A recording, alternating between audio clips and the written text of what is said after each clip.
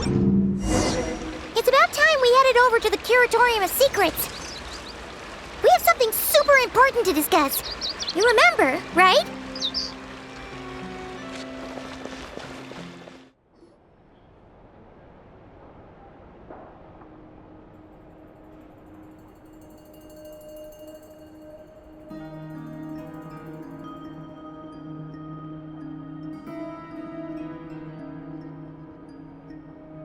Looks like the gang's all here! Yep, all ready. How about you two? Green and good to go? Paimon's ready!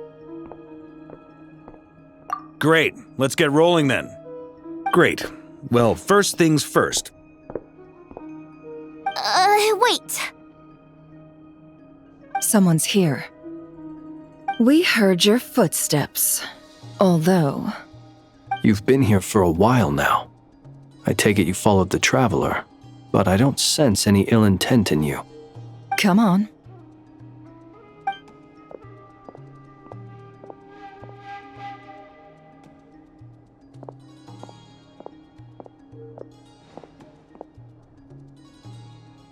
I figured it wouldn't take you long to notice me. I come bearing news from my lady, the Knave. Nod-Krai went through the motions of returning to Snezhnaya, but it was obviously a facade. However, he has not returned to the Kuvaki Experimental Design Bureau, nor has he made an appearance in Nasha Town. Well, in that case, he'll be in his lab way up north. I always wondered why he applied for his own private pad. He was planning this all along. Tell them that Sandrone and I will go on ahead. If they still intend to pursue this matter, they should meet us at the research center in the northern tip of Nod-Krai. Nice of Columbina's two best friends to think of us. We appreciate the heads up. Our sincere thanks to the Fatui for your aid. Lady Damselette may have left our organization, but at least some of her colleagues remain genuinely concerned for her well-being. Not to mention that the Doctor's increasingly cryptic conduct gives us great cause for alarm. We have crossed swords many times before, but it's not personal. We're just on different sides. We don't lack humanity. And so, as fellow friends of Lady Damselette, it's only right that you should be in the know about this. Arlecchino's situational awareness has saved us a lot of trouble. I'll leave the map here with you. If you do decide to head to the research center, please proceed with caution.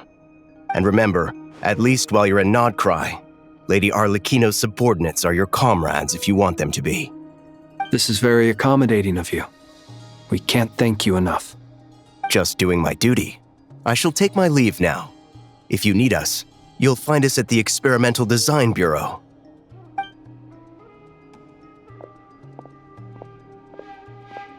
So, the Doctors left the Experimental Design Bureau and headed to some research center up north. Marionette seems to think he's been planning this for a long time. But when did it start? Before he even arrived in Nod-Krai? It seems his loyalty to the Tsaritsa is lip service at most. Behind the scenes, he may even be working against her. Whatever his motives, we know that he's decisive and incredibly ruthless. Facing him unprepared would be a recipe for disaster. At this stage, it's difficult to predict his next steps. I suggest we split into two groups. We need some people to stay behind and guard Nasha Town. Well, as much as I'd love to help, infiltrating research labs isn't really my area of expertise. But at least take Cool Your Jet's Ducky with you. It should be some help during the battle. And as for Miss Inefa, I suppose you will stay to protect Miss Aino? Detecting operational logic. Protect Aino. Priority. High. Just in case, Servarka, I think it would be best if you stayed behind as well. You can leave the research center to us. I mean, I would have said the Knight of Berea should probably be out on the front line, but okay, fine. Leave Nasha Town to me. Be careful out there, okay? If things get out of hand, fall back right away. Yehoda will be on hand to assist you. In my absence, she can handle any intel-gathering work. You got it, boss. You guys make sure to get back here in one piece, all right? We will. Things are moving fast. We'd better head off soon if we hope to keep pace. So, it's infiltrate a secret research facility, or... Yeah, alright. Paimon will help out here instead. Sounds like it's gonna be a pretty intense fight. We all have to bring our A game here. So, anything you need to wrap up before we leave? Okay. Well, we'll be good to go as soon as you're ready. We all have to bring our A game here. So, anything you need to wrap up before we leave? Then you'd better get going. Very well. All these broken machines on the ground. Someone got here before us. Could it be Arlecchino and Sandrone?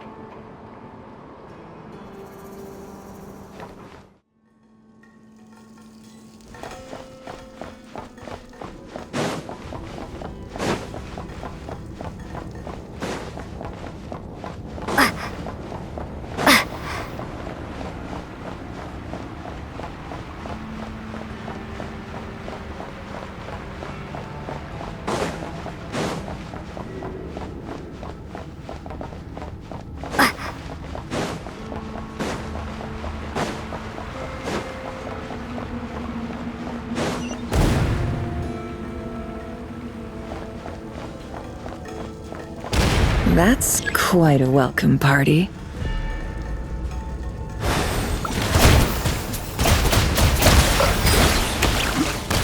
Observe.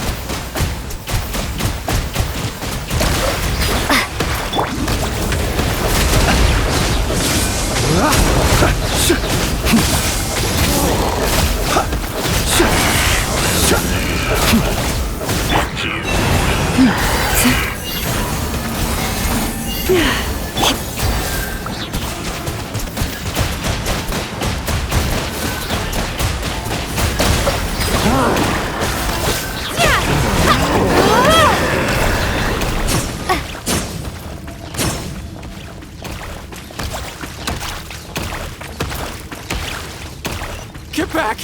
I said get back! Do you hear me? Why isn't it working? No! Don't come any closer! Don't!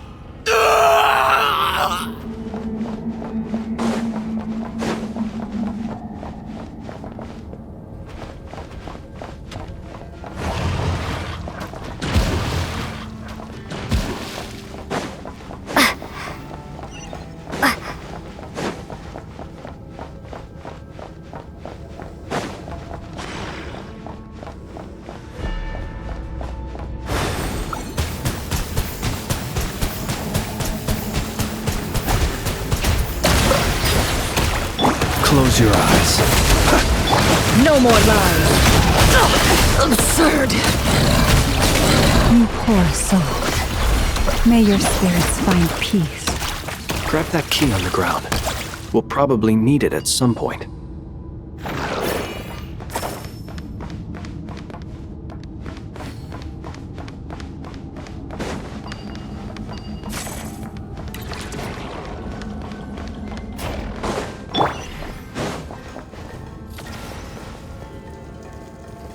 Watch out! There's no way through. Let's go around.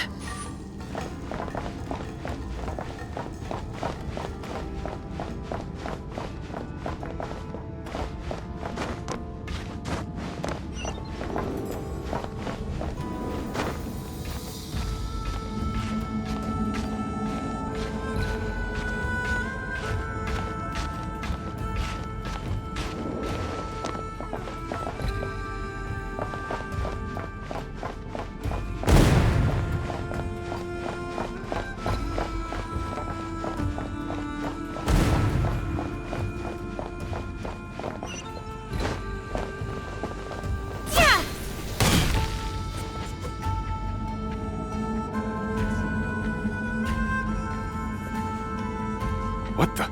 Trespassers? Here? What's wrong with you people? We're looking for the doctor, and we understand he might be here. I see you're fleeing the facility. You looking to settle a score with the doctor? Good luck with that. I don't think you have many chances left. Perhaps. But you might have a chance to live if you start talking. 2 other Harbingers had the same idea as you. They're already inside. But what good is it gonna do? The doctor wouldn't do something like this unprepared. Seems to me that you're not too thrilled about being his subordinate. Also, is it just me, or do I sense monsters nearby?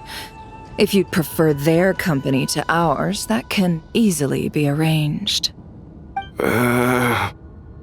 We need to know what the doctor is up to. Please, if you know anything at all, tell me. This is about more than us versus the doctor. His actions could have consequences for all of Nod-Krai. And perhaps even your homeland, Snezhnaya.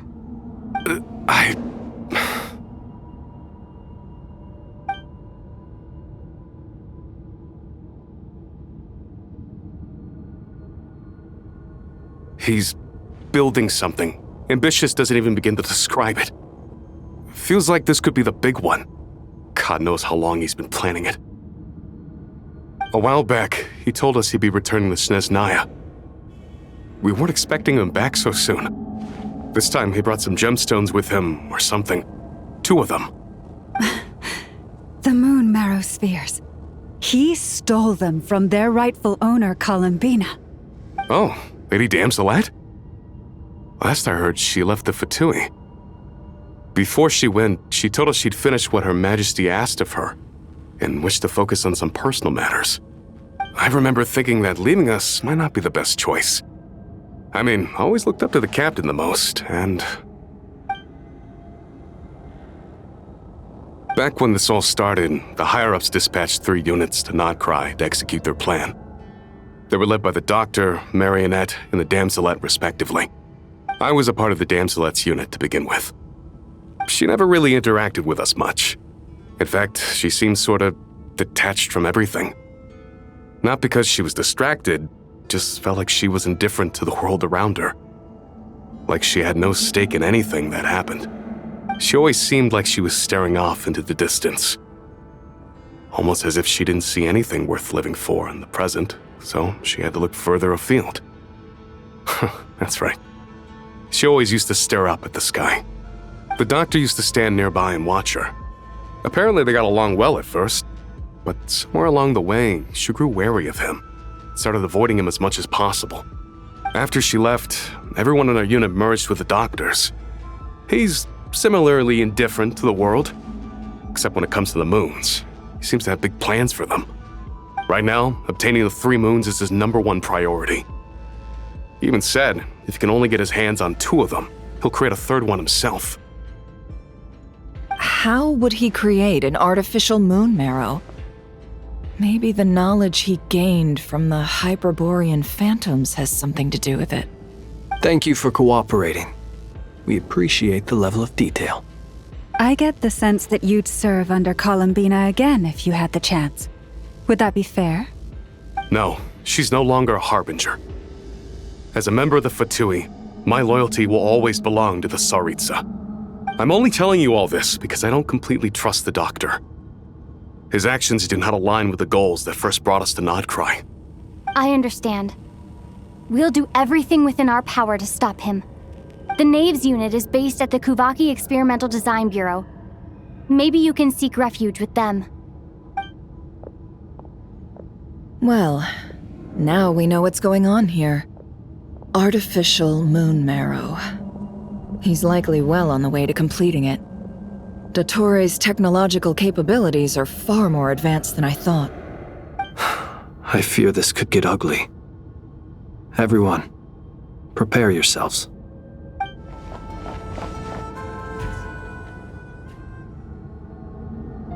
Welcome, one and all. I've been expecting you. I hope my humble research facility is to your liking. Yeah, We really appreciated fighting our way in through a horde of monsters. The gall! You expect us to believe you've just been patiently waiting for us? Of course I have. Should I be worried about something? Everything seems to be going quite smoothly so far, and you've shown up right on schedule. First Sandrone and Arlecchino, now you.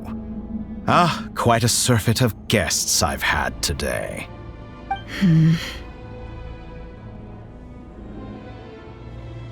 If you were looking for them, I should probably mention that Arlecchino disappeared as soon as she entered the facility. As for Sandrone, why, she stood right here only moments ago demanding answers from me at the top of her voice. Hardly out of character. She never was one for basic courtesy. But I have to admit, I was a little surprised to see her showing concern for someone besides herself. Does everyone you associate with undergo such a change in temperament? Speaking as a researcher, I have to say, it is not a change for the better. It threatens one's ability to remain objective. Well, since you ask... So you've got your hands on the moon marrow, and now you're claiming godhood. Don't you think that's a bit of a stretch, Dottore? I must protest what you are insinuating with that phrase, claiming godhood. I am not claiming anything. I am stating a fact. You're a researcher. I'm sure you appreciate the distinction between the two. Huh? Wait, you really think you're all that? You'll excuse me if I'm not being a polite little lady for you. We're colleagues. We both know what kind of person you are. By the same token, I knew you'd respond along those lines. You and I both understand that facts speak louder than words. To that end, I've had my people send you a small gift. It should go some way toward helping you understand my present position. What gift?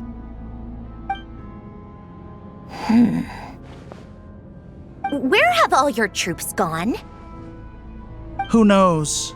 Perhaps they are already marching toward a new world, following in the footsteps of an unknown god. As vulgar and arrogant as you may be, dear Sandrone, I have no intention of taking out my displeasure on your subordinates. They will enjoy equal rights to my own. You sent your people to the Experimental Design Bureau? That's the Tsaritsa's property. Yes, and I am very mindful of Her Majesty's instructions. But you know full well that they do not conflict with my present goals. In which case, all I'm doing is conducting another one of my experiments. Is there a problem with that? Now then, you have a judgment call to make. Am I simply lying to stall you? Or is it possible that every word I am saying is the truth? In which case, your subordinates really are in danger. So now you've turned on fellow Fatui soldiers. You're completely insane. I have set a new rule for myself.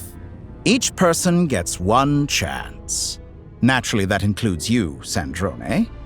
If you wish to leave, I won't stop you. We are colleagues, after all. Scumbag!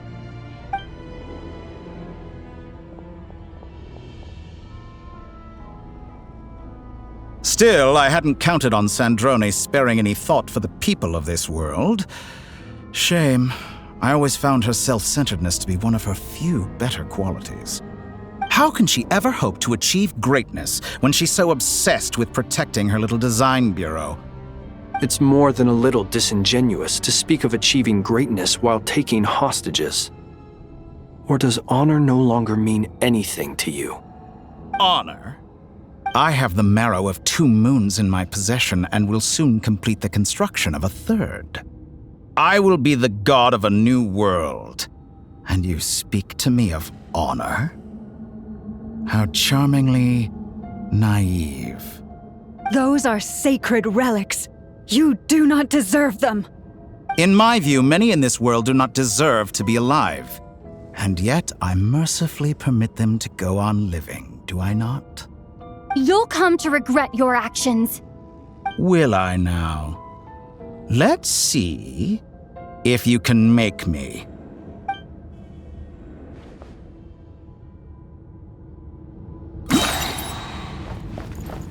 Bombs away!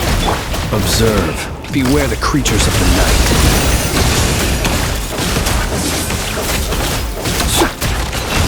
Seek within. Time to come clean.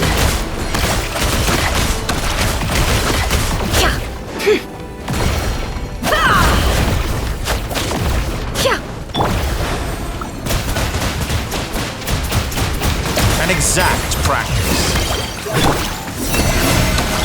Can't hide the truth. Time to come clean.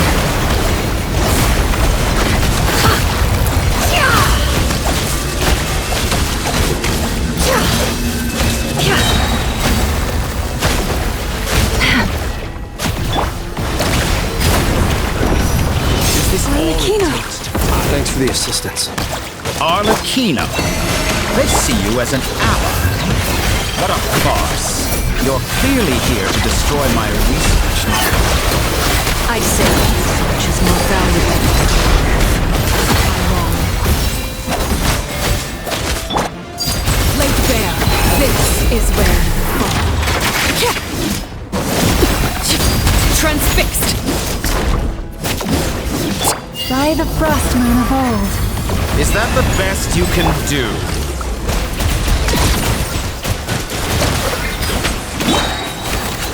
Shatter like a reflection!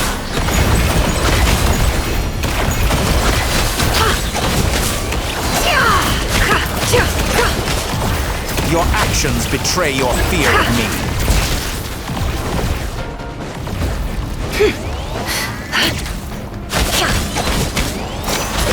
Oh, interesting.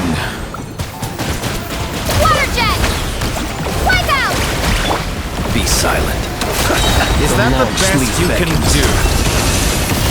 An exact practice. Receive my blessing. No more lies. Seek within.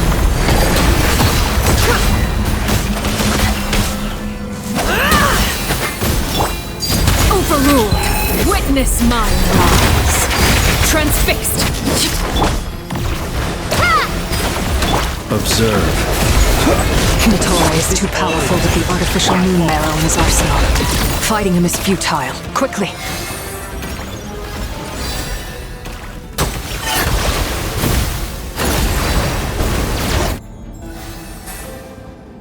Let's go. I've always thought it is wiser to flee than surrender.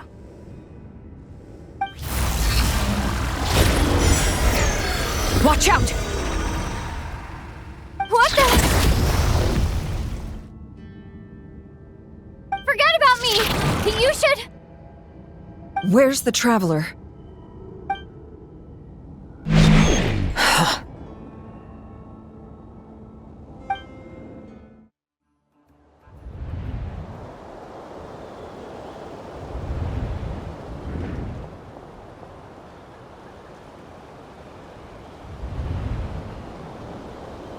What just happened? Nasha Town? How did I get here? Strange. I remember being trapped by Dottore during the battle, and now, all of a sudden, I'm here. Something weird is going on. I guess I'll start by exploring the area. Huh? Traveler? What brings you here at this hour? Huh? What are you in the mood for today? A hot dog? Or something else? We've got some special discounts at the moment. Want to see the menu? Sorry, I'm not hungry right now. Ah. Well, feel free to take a seat for now. Let me know if you change your mind. Everyone seems to be acting normal. Am I just overthinking? Oh, darling, look who it is. One of our regular customers. Get the traveler something to eat, would you, dear? Wait. Why is he talking like that? Well, I'd love to, but can't serve a customer unless they order something. Anyway, I take it your business is wrapped up? Yes, thankfully. It was a long trip, and it's left me feeling pretty exhausted.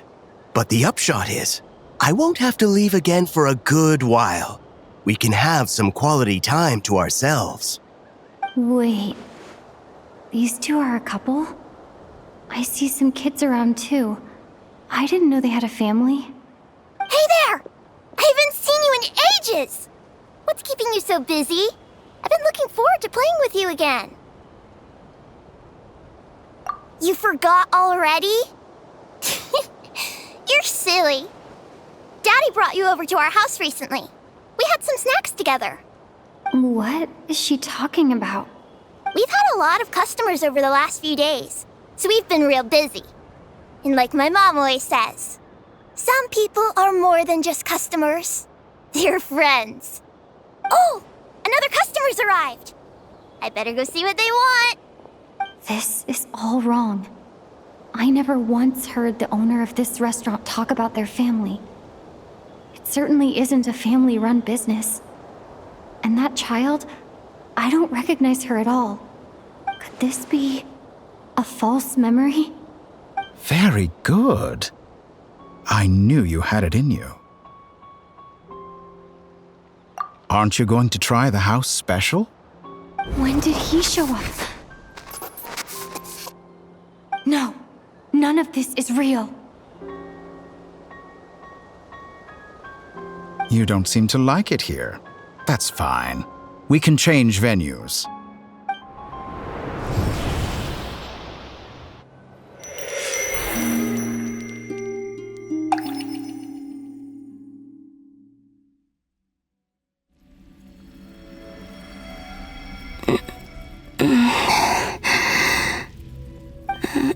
I'm still alive. Where is this place? It took all my strength to open the moon gate, and then I leapt into it. So this is the moon's reflection? The mysterious realm beyond the gate?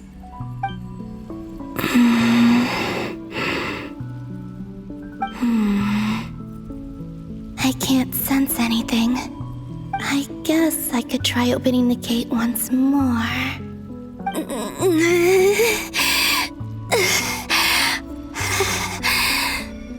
No response. Maybe this space can't be opened from inside. If this was the space that killed both Rerir and his lover, then why am I unscathed? Or... no, I'm not unscathed. Even the air here feels frozen in place. There is nothing here with which I can restore my power. I should conserve my strength and proceed with caution.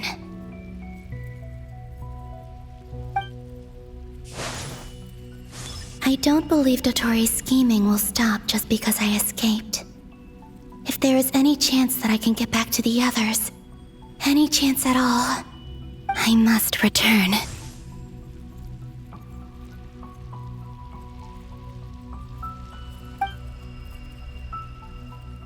Emptiness, silence. What is this place? Or maybe the real question is, what is it for? What's this? Looks like it responds to my power.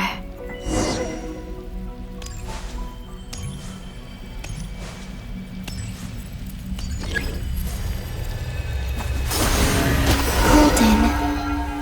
Like Kuvaki. Is it some sort of guide? And why does it feel so familiar? I might as well follow it.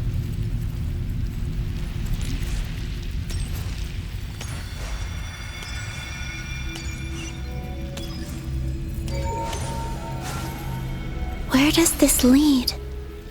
Could it be the exit?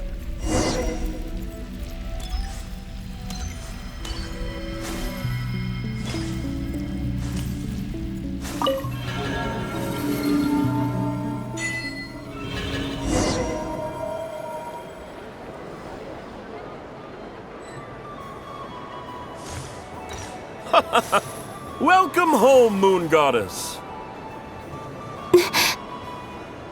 Is this Nasha Town? But isn't Moon Prayer Night over already?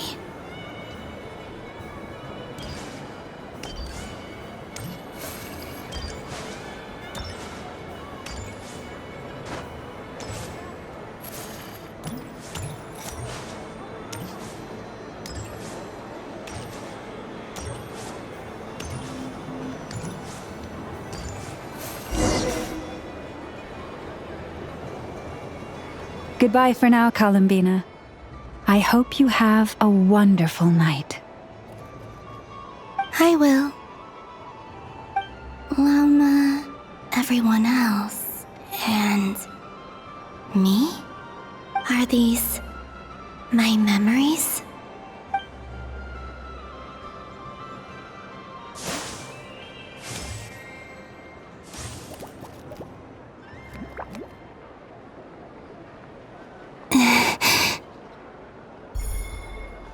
I can't touch them. It's as if we're separated by some impenetrable power.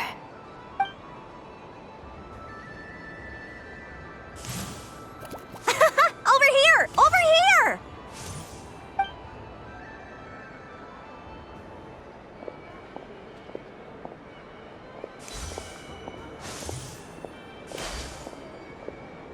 But the people in these memories pass right through me. Just like when I disappeared. If only I had known what would come to pass after that. Even so, I should still take a look around. Just being back here, it gives me the strength to keep going.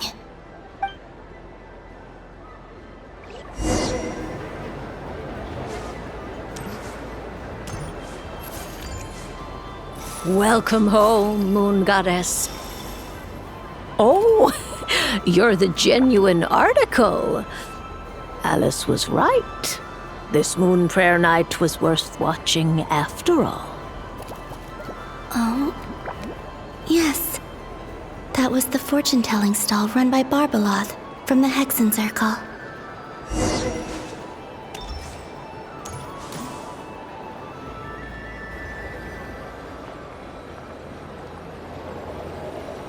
Please, draw the first lunar arcana. This represents destiny and is the foundation for the divination as a whole.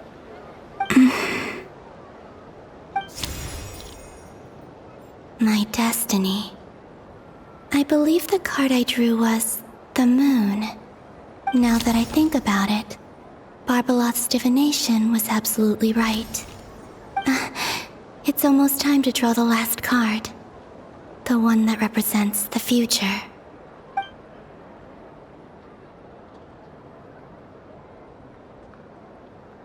That was the card that popped out on its own.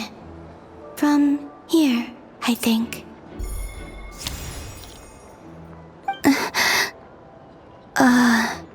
Kuvaki Pulse? What?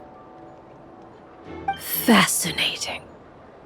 I've never encountered this before in my role as a diviner. What's going on? Did that card leave the deck? Because of my influence? All I did was try to touch it, and then... Maybe this memory space is not untouchable after all. Are there weak points in the barrier? Or... is it possible that there's more to this space than my memories alone? This card is death. I need to get to the bottom of this. I'll try touching something else.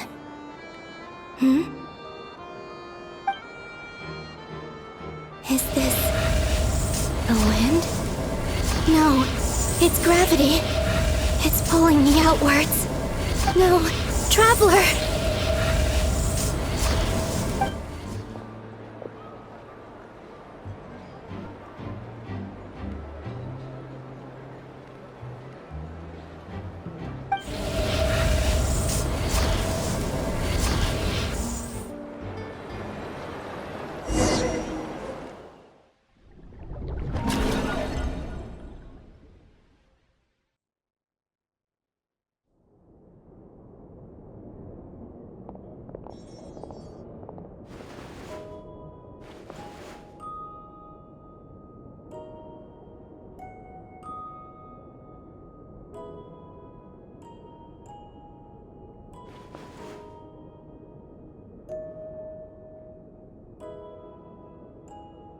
Paimon, listen to me. From the bottom of our hearts, we are so sorry. We completely understand how you must feel. The traveler is trapped, and we all feel responsible for it. Don't say that! Paimon's not a little kid! You didn't leave her behind on purpose! There was nothing you could do! But... She's all alone in there! What if something happens to her? What are we gonna do then? We've barely spent any time apart since we met. Is she gonna die? We must find a way to rescue her. We were all involved in the operation where she was captured, and we do not abandon our comrades. That being said, it won't be easy. Through conversation with the others on our return, we've arrived at a basic idea of what we're up against.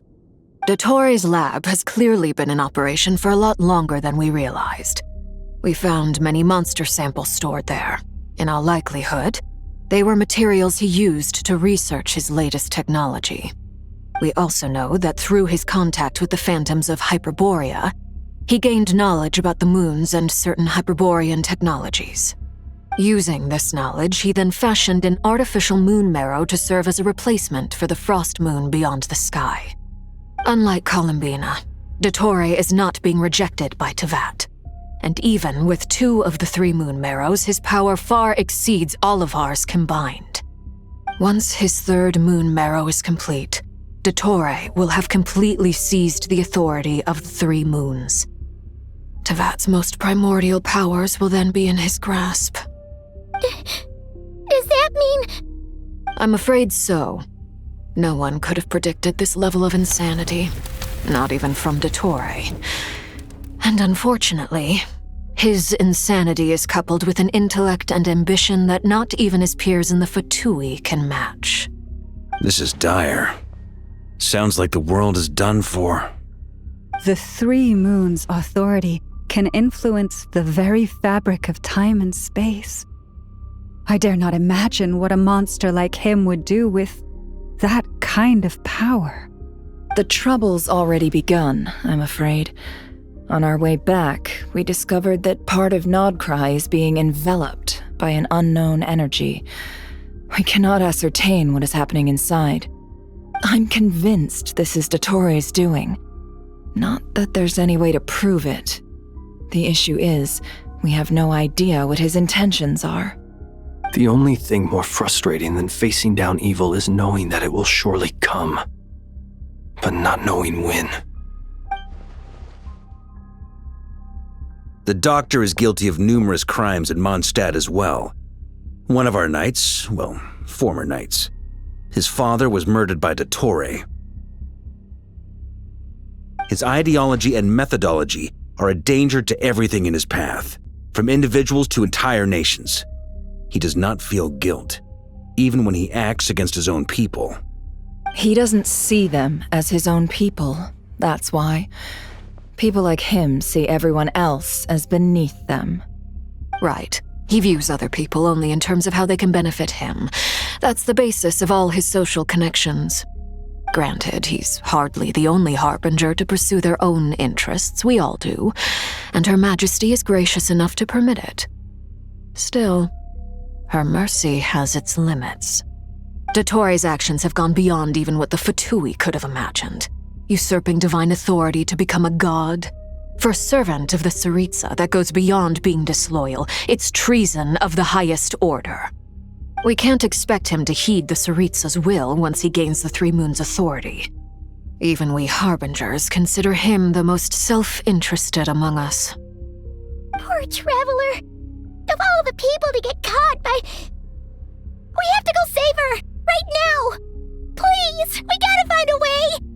Paimon, I promise you, we are with you all the way. I get how you feel. I do. But it's gonna take more than strong emotions to take down an enemy like Dottore. What we need now is more information. Right. We can't even guarantee he's still at his research center.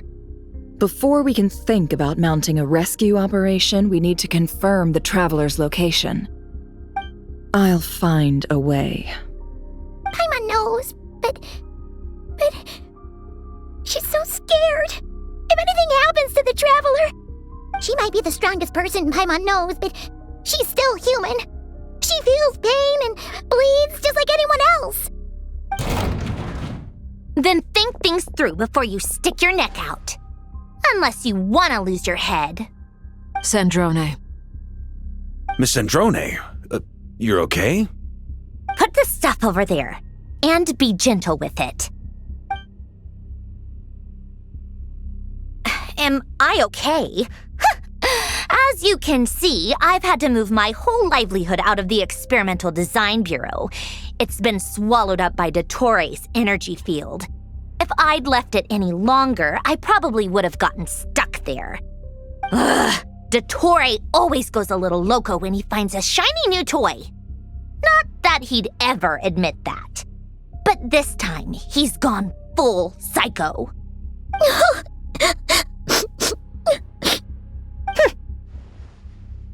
Just go ahead and cry already. Sorry. Paimon's not trying to make a scene. It's just, she can't. Oh, Paimon. Let it all out. There's no shame in it. When you're overwhelmed by fear and despair, crying can help get it out of your system. You'll feel better for it. Okay then, while the baby of the group is having a moment, how about the grown-ups get to work? Give me your hand. You've made a discovery? Polonia, scan.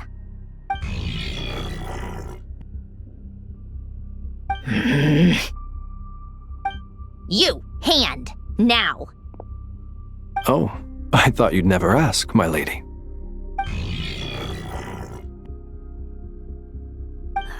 Curses! You're next, then you.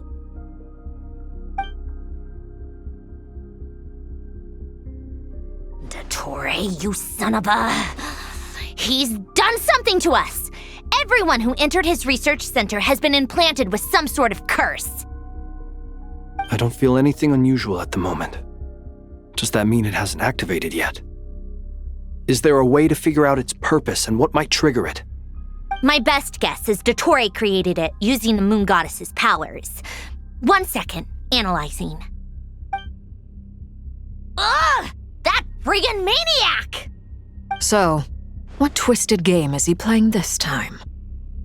The moment I analyzed the energy composition, some encrypted text appeared in my mind's eye. And when I deciphered it according to the Fatui standard encryption protocol, I got the following message. Feel free to run, or you will perish in Nod-Krai. He's mocking us. Yup, he loves to toy with people.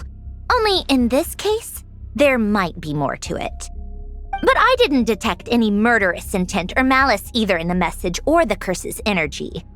As if this is him at his least malicious. Or perhaps all people are cowards in his eyes. Maybe he thinks the threat alone will be effective. What a despicable person. And he has the Traveler in his grasp. If I may, as unhinged as Dottore may be, he has always exercised great patience with the objects of his interest. I remember a comment he made when we first arrived in Nod-Krai. He said, "This world is, on the whole, an exceedingly dull place. But at least there are a few intriguing features, such as the gods, or the Traveler. Presumably, they interest him because they're unknown quantities. He wants to understand as much as he can about them." Agreed. The Traveler is Tevat's fourth descender. All Harbingers are aware of this. Since Dottore took such pains to capture the Traveler, he is unlikely to kill her right away. Okay, but we still have to do that rescue operation. Of course. I also think we need to read between the lines with Dottore's message. If he's encouraging us to run, that means we mustn't leave Nod-Krai under any circumstances. My guess is His curse will only trigger if we leave.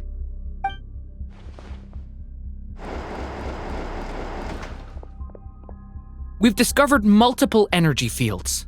Albedo is still attempting to analyze their structure. He told me to report back first. Each field is slowly growing, swallowing up more of the surrounding area in the process. And the pace of their expansion has increased since we first examined them.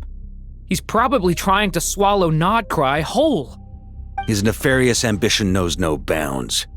If this continues, the whole of Teyvat will be in trouble, not just Nod-Krai. The loss of Columbina could not have come at a worse time. Do we think she's truly gone for good? She entered the space beyond the Moon Gate, knowing what became of Rerir and Thelindis. I'm sorry, but I fear the odds aren't good. Don't be ridiculous. If I know her, she's busy finding a way back as we speak just so she can annoy me. She isn't dead. Whatever has become of her, the fact remains that we are two comrades short on the eve of a decisive battle. We need to find out the Traveler's location, but there is also other work to be done. Agreed. Whatever Dottore is planning, we have to get the local populace somewhere safe. So, as well as a rescue mission, we have to organize a mass evacuation at the same time. It would be best if someone could approach leaders of neighboring nations and negotiate emergency asylum for Nod-Krai's inhabitants. Can anyone handle that? Snezhnaya is one option. I'll see what I can do.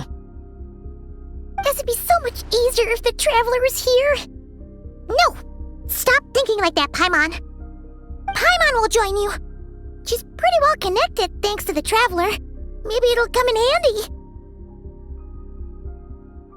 Either way, that's what the Traveler would do if she was here.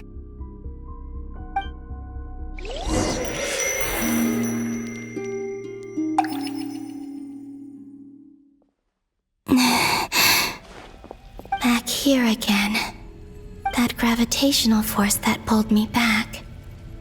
Is this where it came from?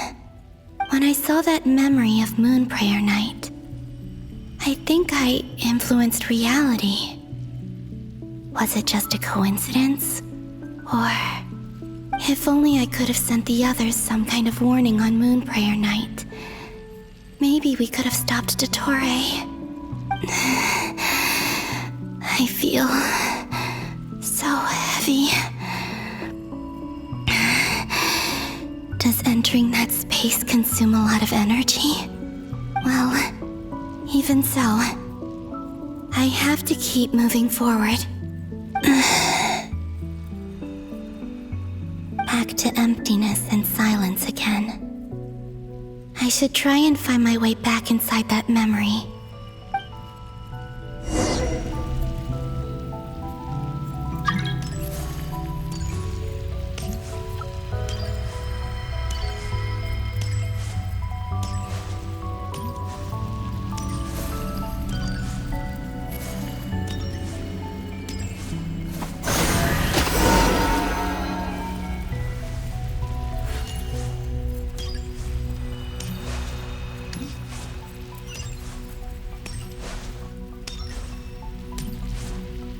The entrance from last time isn't showing up.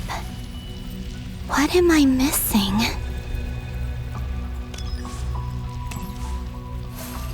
Looks like I need to gather these scattered fragments.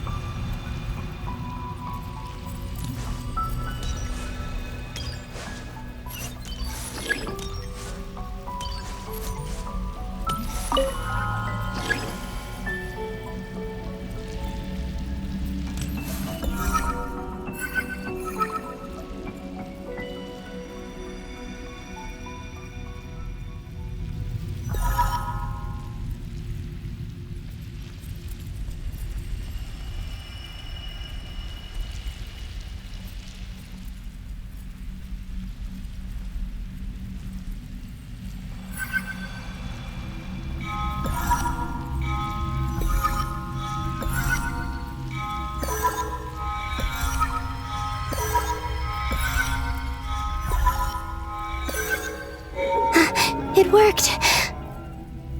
Hopefully I can stay inside for a bit longer this time.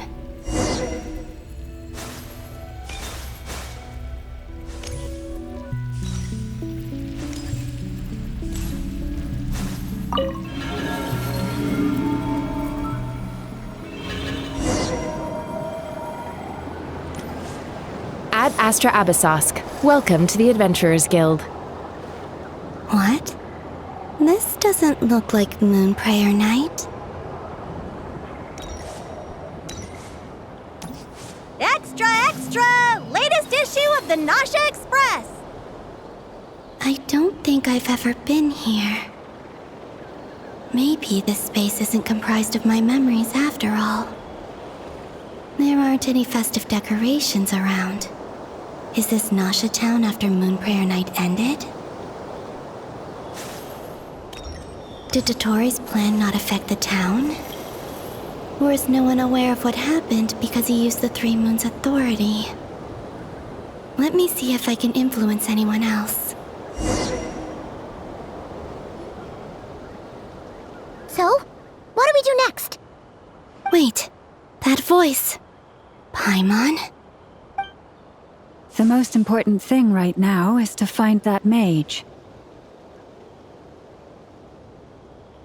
Lauma the Traveler and Mr. Varga are here too. I'd better go pay the Fatui a visit. Traveler!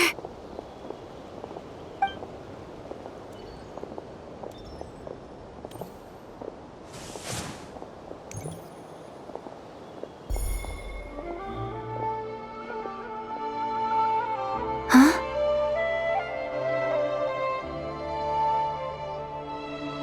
Columbina? I made contact. It's me, Columbina. Huh?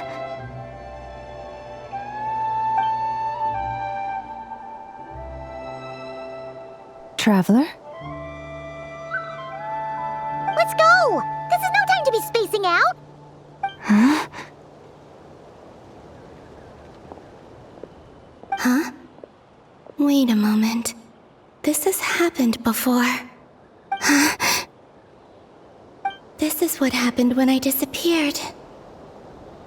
I stood right over there, thinking that no one would ever find me again. It was only when she called my name that I decided to follow them. But did she turn around because she sensed my touch just now? Is it really possible that from in here, I can change the past? If I keep following them, maybe... Huh? It's that gravity again.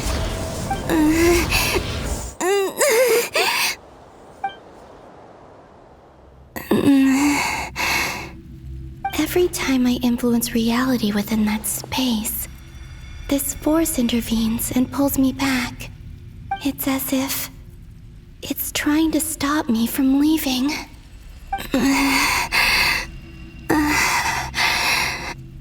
I'm getting weaker and weaker.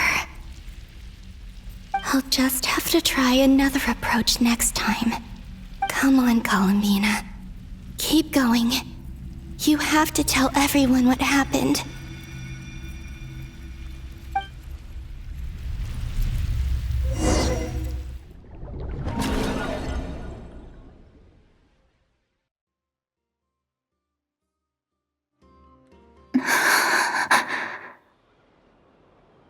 Suddenly, I've been plunged into darkness, alone. It feels strange, as if something has grabbed hold of me. Is Dottore now powerful enough to interfere with space itself? Look at you, standing so still in total silence. I almost didn't recognize you. Hello there, traveler. He seems to be in a good mood. Wait, what's that behind him? Ah, so you noticed. This is the completed trilune. 2 primordial moon marrows and 1 artificial specimen. You are wary of it. Good. Maintain that reverence. You performed well in that recent battle. Brave and reckless as always. Courage is the sign of a true hero, and impulsiveness is the hallmark of those who strive to advance. I say this not to belittle you. Most creatures are far more timid by comparison. 3 moon marrows. Does that mean the artificial one is now complete too? Well spotted. What do you think? For a replica I built myself, I dare say it looks the part. Dottore, are you planting illusions in my mind? I have no interest in fooling your eyes. On the contrary, I hope to show you the true essence of all that you see before you. Is this not a beautiful city? People live in peace and find joy in their work. The streets are safe. People can even leave their doors unlocked at night. You might say it is the Elysium everyone dreams of. All available data indicates your values and worldview conform with the mainstream. This kind of society should be quite to your taste. False beauty is deceitful. Lies are to no one's taste. I wonder, is it your moral standards that are too high, or your expectations of reality? Answer me this. If someone existed in a sweet dream from the moment they were born, a dream in which they never once felt pain, which do you think they would consider superior? The dream or the reality? That's pure sophistry. It has nothing to do with your actions. As I suspected. You have yet to understand all of this for what it really is. What do you want from me? You sound impatient. Do you think the only reason I'm keeping you is because I want something from you? If it's not, then why haven't you killed me yet? No one can stop you if you're as powerful as a god. I'm delighted you recognize that fact. I believe we last squared off in Sumeru. Ah, the memories. How time flies. You and I have both grown. I'm not surprised that Arlecchino and Sandrone worked with you. You've always a way of slowly but surely ingratiating yourself with all levels of society. People laud you as a hero, but I suspect there's more to it than that. Oh, but to be clear, I don't say that to flatter you. Do you always give your opponent an appraisal before you deal the final blow? Call it a long-time habit. I'm a researcher, and one of my duties is to give an objective assessment of my subjects. But you misunderstand. We are not opponents. Not at this moment. I just want to talk. Think back to Tartaglia, Arlecchino, Capitano, Colombina, and now even Sandrone.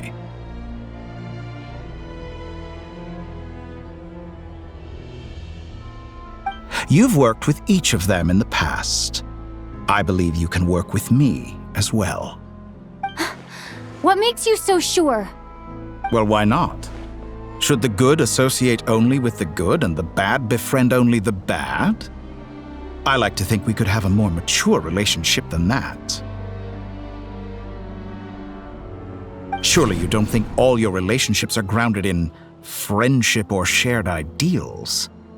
People come together because it benefits them to do so. If you think of the people you admire, you must surely admit that they have provided some benefit to you. Morality, ambition, dreams. People have plenty of words to embellish the nature of their relationships. But once you break free from those ethical frameworks, you will see that the only thing connecting the two of you is mutual benefit.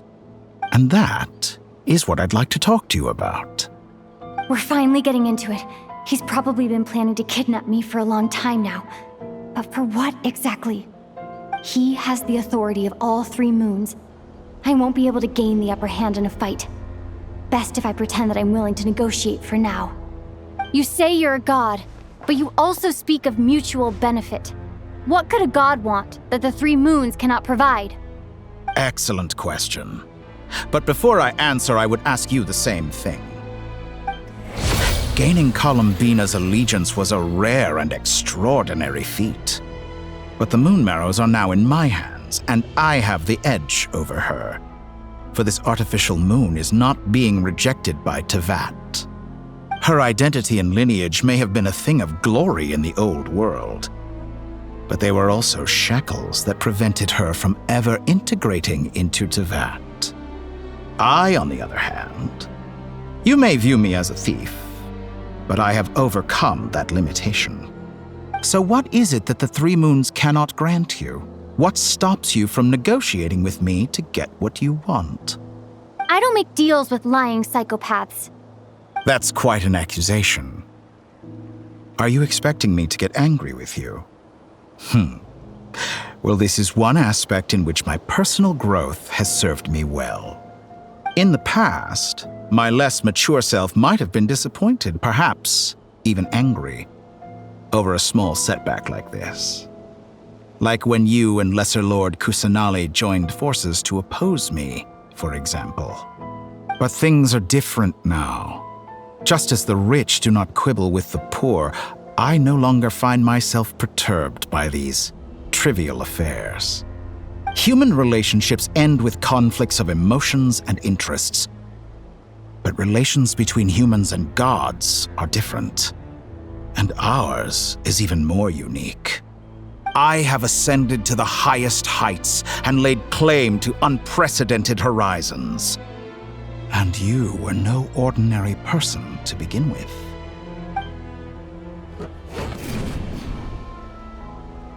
Allow me to show you the world, Descender.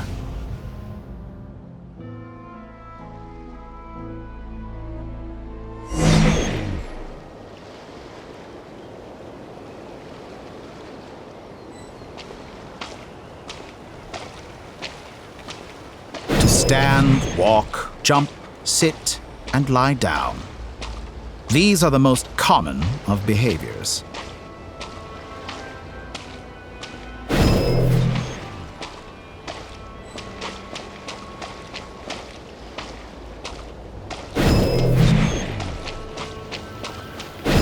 Have you ever wondered why we were born following such laws? Who stipulated that we could not fly instead of walk?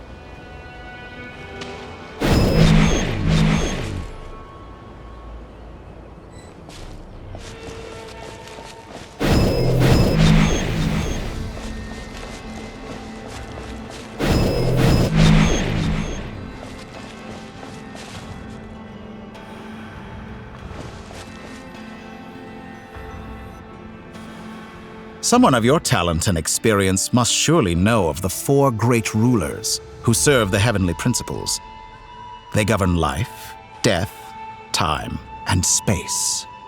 One wounded by a blade will die from blood loss or infection, and one who falls into a lake will drown in agony. The elderly wallow in solitude, and the solitary age faster. Eventually, new life is born, only to embark on the same path of suffering. These four divisions anchor the world and shackle those who live in it. But they themselves transcend its boundaries, squandering the power bestowed by the heavens. All who live yearn for equality, but unless the gods prostrate themselves and profess that they are mere servants of the living, equality can never exist. Who makes the rules we must live by? Who has the right to restrict us? The limits of the body can be rejected.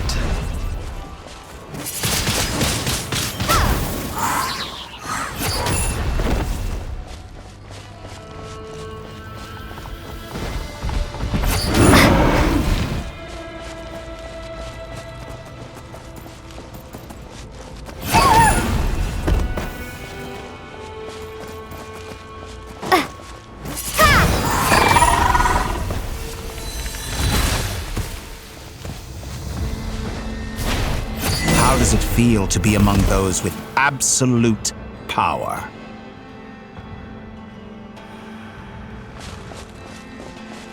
You cannot conceive the extent to which your flesh hinders your mind and spirit.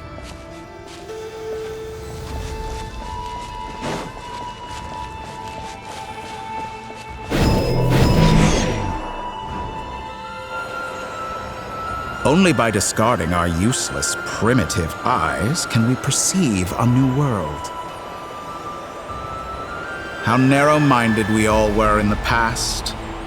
Why should the final answer of the world not be the power that predates those of life, death, time, and space? The power of the Trilune. Through it, I have glimpsed new experimental possibilities. Nature suppressed, authority exiled, souls controlled.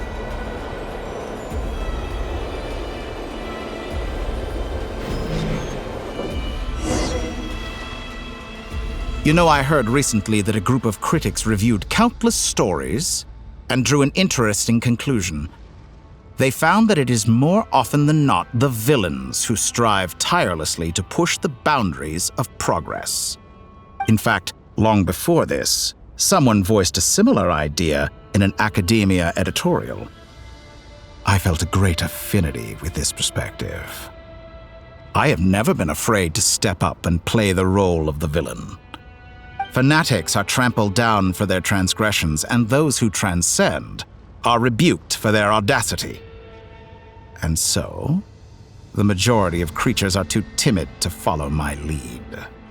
But all sacrifices made during my experiments have been worthwhile, as you can now see. I can offer you something new, something unique, precisely because I am a villain. Think about it. We are eternally bound through mutual interest. Can you truly say you would never turn to malice if it could give you the life you dream of? After all, what value do perfection and purity really have? They are fragile and feeble things, utterly tedious. I say, better to be governed by a flawed humanity than a gnosis. The true seeker of knowledge is the villain who undergoes countless tribulations in pursuit of their goal. I'm sure many people have told you that you're different. Because I'm a descender? Exactly. Very clever. But what has that got to do with you? I do not conceal my wicked deeds, my selfish desires, or my greed. A true researcher must act as I do if they are to understand and speak of the truth. And yet, a knowledge seeker like myself will inevitably grow tired of studying Tevat beyond a point. You have traveled to all corners of the world and met many people. Along the way, there have been moments when you were misunderstood or even became a wanted criminal. And all the while, you have spent your days doing some of the most mundane jobs in the world. You fight and toil, claim minuscule rewards from my friend Pantalone, then you fight some more, winning some battles and losing others as your search goes on. And this cycle continues, with no end in sight. Surely you must sometimes grow weary of being stuck in this same loop day after day. We're completely different. I embrace everything that life throws at me. I am engaged in every step of my journey. How does that make us different? I too embrace what life brings, researching everything that interests me. Think of all the novel things I've managed to create, like the artificial moon marrow. Don't you see? As unique a specimen as she was, even Columbina is not irreplaceable. Take that back! She's gone because of your actions! I didn't say that to anger you. Though admittedly, I don't see what there is to be angry about. Anything Columbina could do for you, I can do better. I know what your ultimate goal is. You wish to walk the path your brother walked and seek answers from him at the end of that journey, don't you? Someone like you could never understand what it feels like to care about another person the way I care about him. Perhaps not. But that doesn't mean I can't help. I could find your brother right now, bring him before you, and make him give you the answers you seek. Don't be so presumptuous. You'll never begin to understand the situation between us. Oh, no. This is no presumption. I'm only offering what I know is possible with the power of the Tri-Lune. But it seems like you would sooner continue with your journey through this world. Why? Do you truly desire this journey? Or is it simply a necessary process from which you cannot escape? Think of all the time and energy you have spent, everything you've had to endure just to make it this far. Is this really what you want? Or has your hand been forced by the promise of that final answer? Yes, you have made many friends. But do they ever spare a thought for the void in your heart and what it yearns for? What you want is not friends. It is family. But do they know this? I, on the other hand, am far more considerate. Join my experiment, and in return, I will bring your meaningless journey and all its struggles to an end. This is a malicious attempt to manipulate me. But at the same time, he's stating some very human truths. Of course, he's right about my predicament. How can I deny it? I have faced ungrateful strangers, never-ending troubles, an endless quest for answers. I want to see him.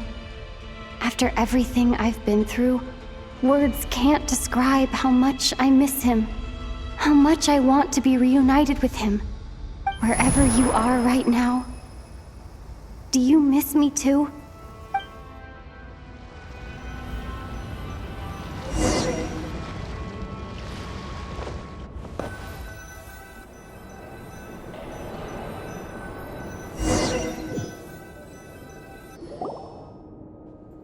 All right, everyone. Our next mission is clear. We need to contact all the major organizations, explain the situation to the public, and then begin the evacuation. The residents of Nod-Krai are quite dispersed. The two most populated areas are the Southern Isles and Pyramida. Miss Lauma, I will leave Hisi Island and Nasha Town in your hands. I will liaise with the Fatui and Pyramida. Agreed.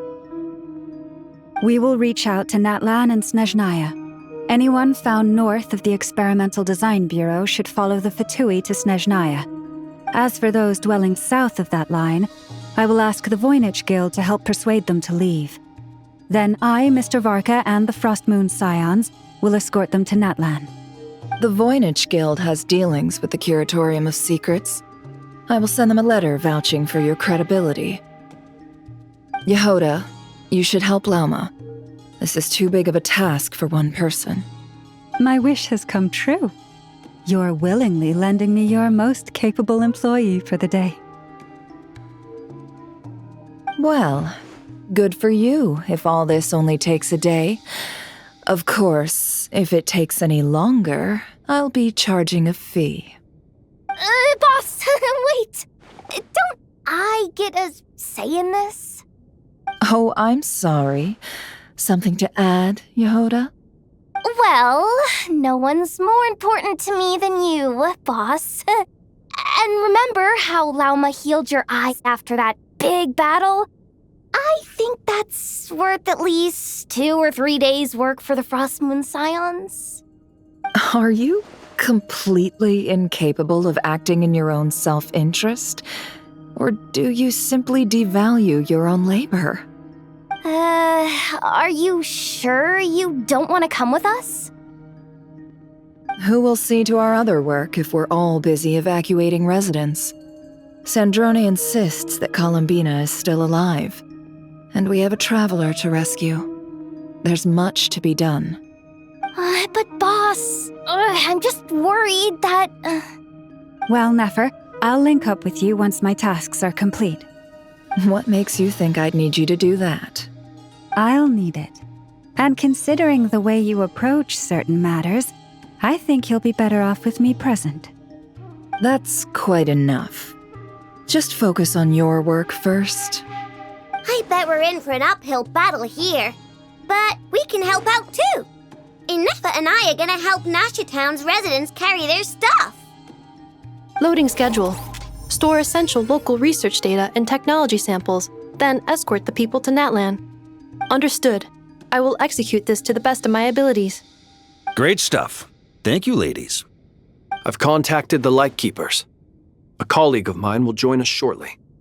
I will persuade them to conduct a thorough search of the region to ensure that no civilians get left behind. As for me, I guess I'll be making an early return to Sumeru. I think it's important that someone informs the Dendro Archon of what's going on in Nod-Krai. Roger that. Someone should inform Mondstadt, too. Mr. Duran, can I trust you to handle that? I think you fly faster than any of us can run. As an added incentive, get there fast enough and I'll see about getting your gliding exam waived. Really? Ha!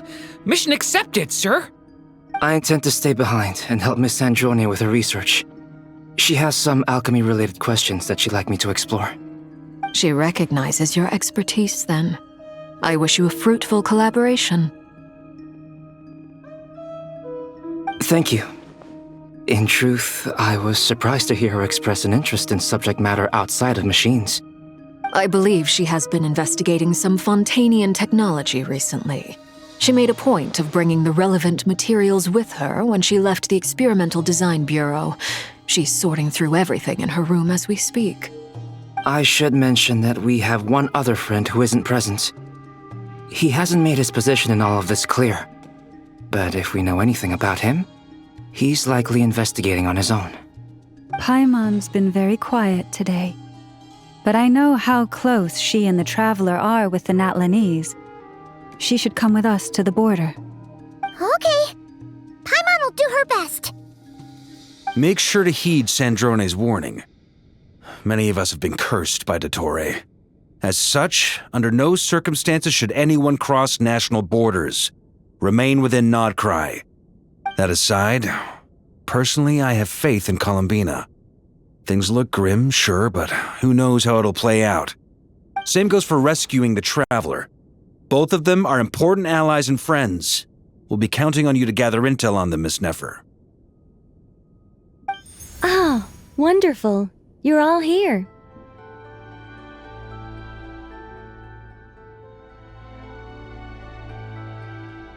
That voice again! Nicole? Whoa, that was loud! And it came out of nowhere.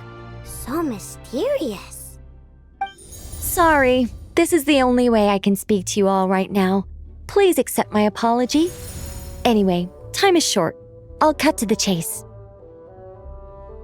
We're still facing quite a catastrophe here at the world's borders. Alice has roped in every Hexenzirkel member she can get a hold of. Except for me. She told me I had to come and help you all out as a matter of urgency. I quote, "You love talking, don't you? Well, now it's finally your time to shine. Take these. Make sure the whole party gets one each. You'll be in charge of making sure everyone stays connected." Huh? Is this a Dodo communication device? Scanning. Unknown device. Analyzing. Unknown device. Conclusion. Cute. Affirmative. It is cute and good. I believe that I quite like it. This is no ordinary Dodo communication device. It's my very own special modified version, specifically... sorry. I almost went off on another tangent there. Anyway, help yourselves. It will allow us to communicate over long distances within Nod-Krai. No more worrying about shuttling messages back and forth. What astounding technology. Am I right in assuming that it relies on your personal abilities to function, Miss Nicole? Yes, exactly. Right on cue, Albedo. I'd love to brag to you all about how it all works. But no, next time. Anyway, I'll be right with you all, serving as a communication hub. That's all from me. Head off as soon as you're ready. I'll be staying here to keep watch, and I'll be sending you my blessings.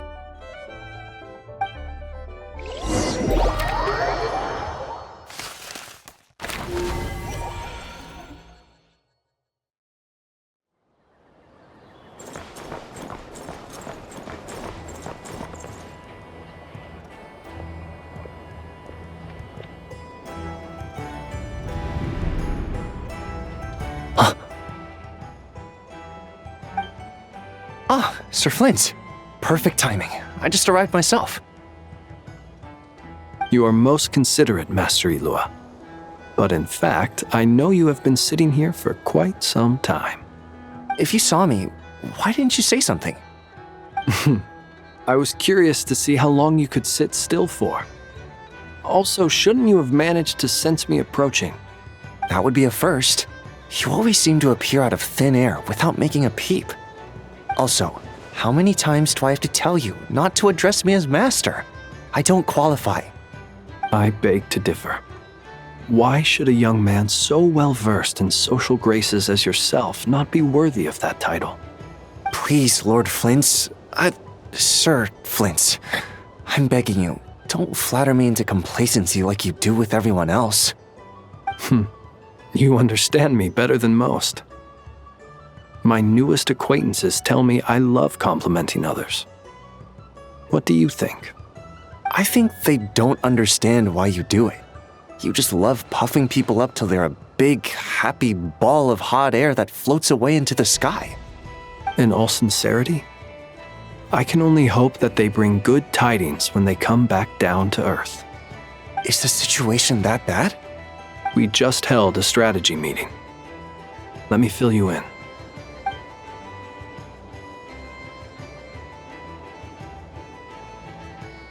In short, we need everyone gone from Pyramida. We also need a team of Lightkeepers to scour the more remote regions of Nod-Krai for civilians to evacuate. I only hope we have enough personnel. We do.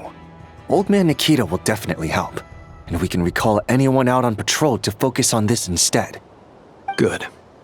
I'm sure you and the others will make short work of this. Now, don't forget, once you've completed this task, make sure you and the rest of the team evacuate to either Snezhnaya or Natlan as well. Flint's? If you've got something to say, Master Ilua, why not guess what I'm thinking right now? You mentioned that you have something else to deal with later. How difficult is it going to be? I doubt it will be easy. I know you're a Lightkeeper, and it's your duty to protect others in times of crisis. But I have a feeling that you'll be walking into grave danger. However bad things have gotten in the past, Nod-Krai has never faced a mass evacuation before. But from the sounds of it, you don't intend to come with us. I don't mean to pry, and it's probably none of my business. But whatever it is you're intending, you don't have to go through with it, you know. I've been afflicted with some sort of curse, and I'm told it may well trigger if I set foot outside of Nod-Krai. As such, I cannot leave. I have to act, if for no other reason than to fight this curse. What? No. Why? Why would anyone want to curse you? There are plenty of people out there willing to trample over others in pursuit of their own goals. Frankly, Sir Flint, I am furious. You're making light of what is an incredibly serious situation. Indeed I am. And? And what? I told you, I'm furious about this. Nothing I can do about it, I'm afraid. Things happen, and we just have to deal with them. If you find yourself feeling angry, perhaps start by drinking a big glass of water. Hey, you mean you're completely unmoved by my anger? I'm devastated. Then allow me to express my sincerest regret. Come by the lighthouse sometime. We'll catch ourselves a few fish, have a little barbecue, play some cards, and bask in the sun. Maybe I need to spell this out. Lean in a little, Flint. Oh my, this doesn't bode well. Word is that you were caught up in a real horror show recently. People were amazed that you returned safe and sound. They've been debating whether you're even human. I've returned safe and sound from plenty of crises. When you say people, do you mean other people? Or do you just mean you? Fine. I'll be frank. You're not human, are you?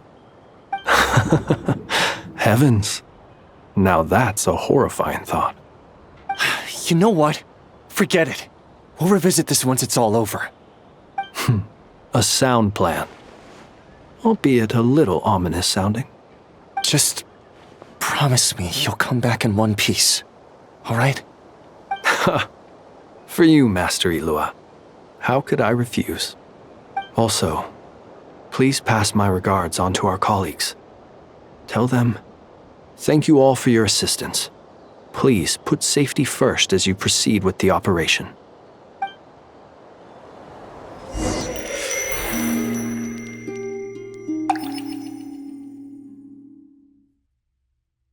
I have to keep searching for a path toward reality.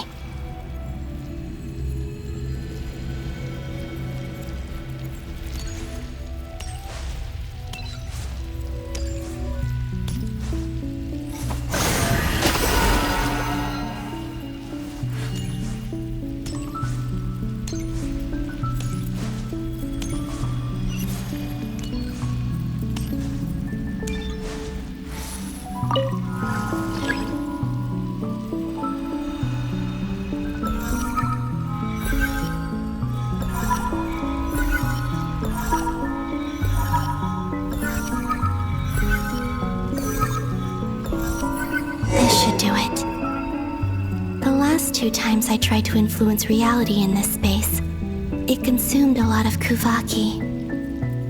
I'll try and be more careful this time. I need to leave key clues behind using less power. I hope everyone still remembers what I said on Moon Prayer Night.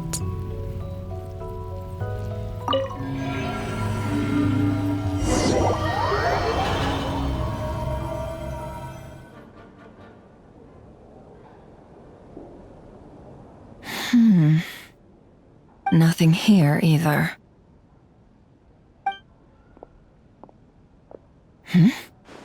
Flints? Ah, Miss Nefer. What are you doing here? Unless... I just spoke with Ilua about arrangements for the search and came for a walk nearby. As for you, why would... It appears we think along similar lines. And neither of us likes to accept things at face value. As well as figuring out how to gather intel on the Traveler, I wanted to confirm some of my own suspicions. Also, we'll need to bring a lot of force to bear against Ettore, even if we're only looking to rescue the Traveler. We can't leave anything to chance. You don't think Columbina perished either, do you? I'm merely considering the possibility that she survived, just as you are. How much can we really know about a deity like her anyway? Do you remember what she said on Moon Prayer Night? About using moonlight to send messages to us? Of course. I think that's why we're both here. Where have you checked so far? I've been focusing on the outdoors. Anywhere the moonlight shines. I checked most of Nasha Town, but didn't find anything. I checked the Curatorium of Secrets, and a few rooms where I thought I might find some leads. But no luck here either. The only places I haven't looked yet are the rooms in the flagship. But process of elimination isn't the only thing that brought me here. Oh, really? What's your other reason? After all that build-up, our mystery ally never showed up even once!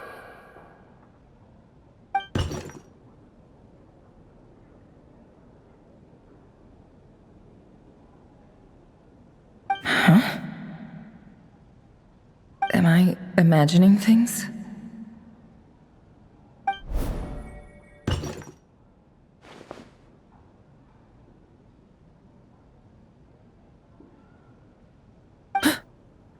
Come on, let's see what's going on. Oh no. I knocked over a vase as soon as I came in. It must have been caused by a Kuvaki fluctuation when I entered the space. Although, it seems like I'm not about to be pulled away this time.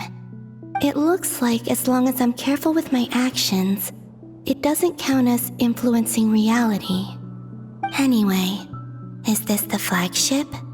The Traveler mentioned that's where she was staying. I only went into the lobby last time, so I've never actually been here before. How does this space work? If nothing else, I can now be sure that it is not simply memory. She mentioned where her room was. I think it's this one.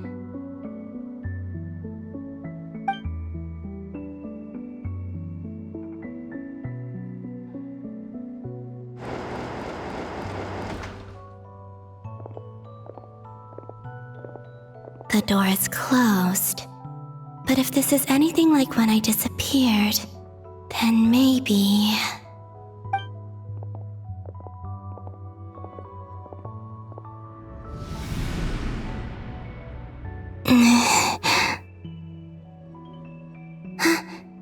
I'm in. She and Paimon aren't here at the moment. I hope she's okay. I wonder what happened to her after that battle with Dottore. Best not to dwell on that for now. I need to try and leave them some clues.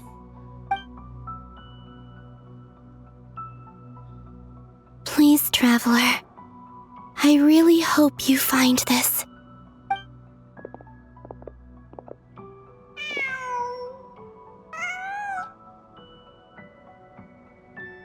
Huh.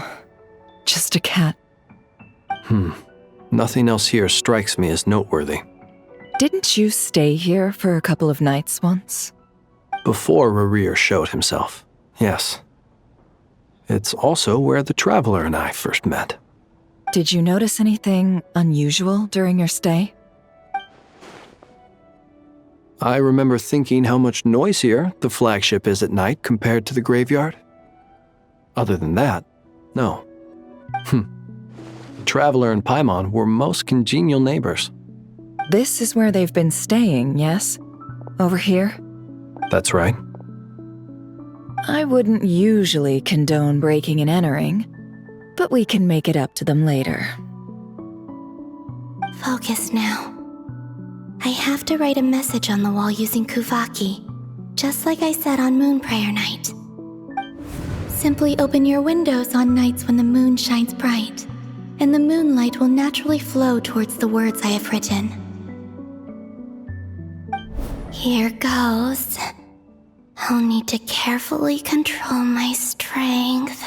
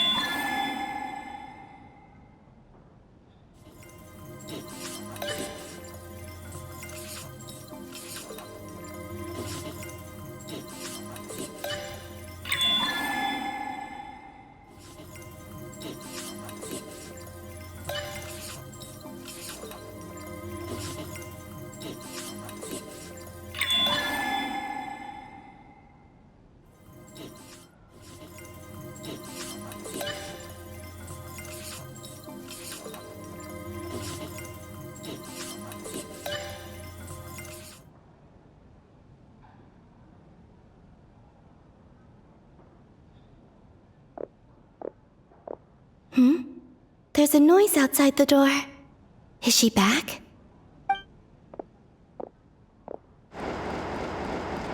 Please, you have to see these words.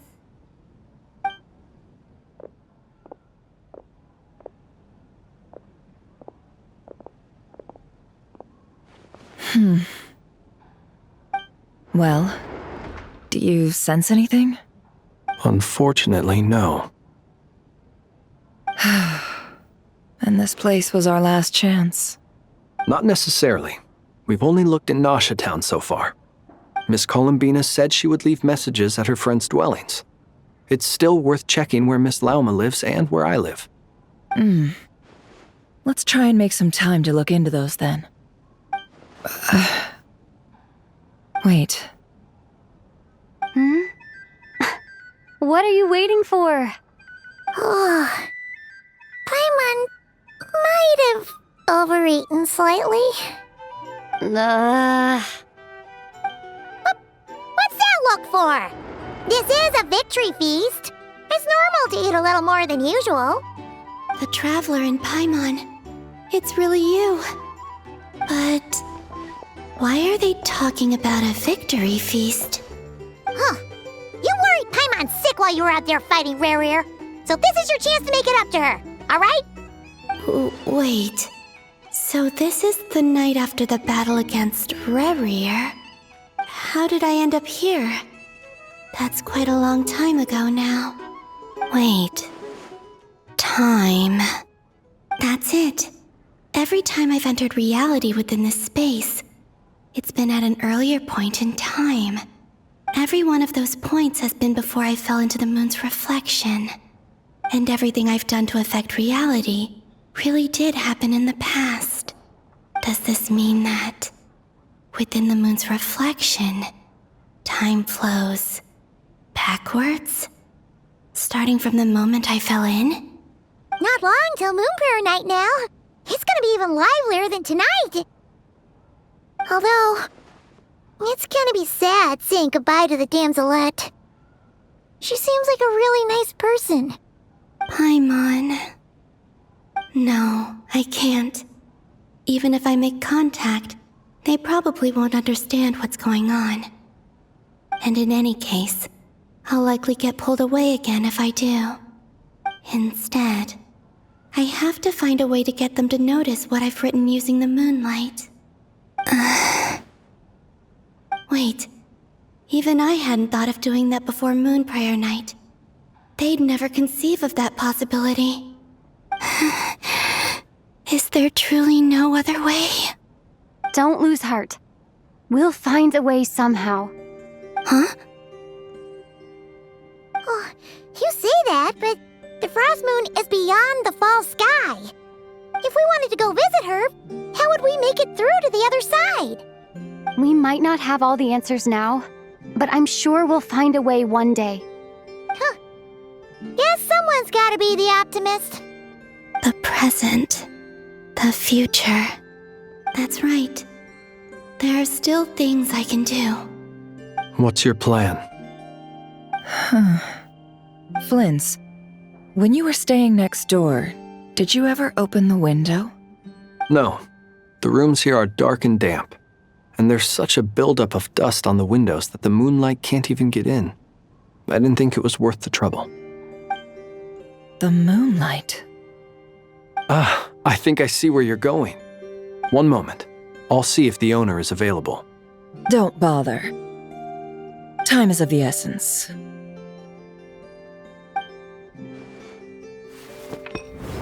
Time.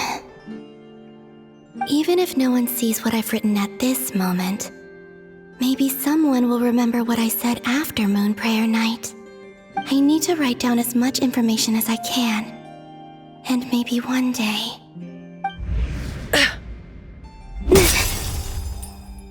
Huh? What's up with you? You can't even hold your cup steady.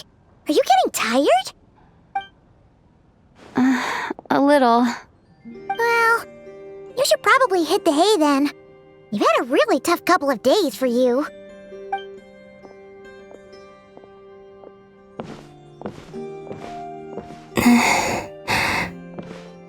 You truly have. You helped defeat Rerir, helped me reclaim my name, and you helped the others organize Moon Prayer Night. Wherever you are right now, I'm sure you're still fighting against the injustices of fate. This is all I can leave for them.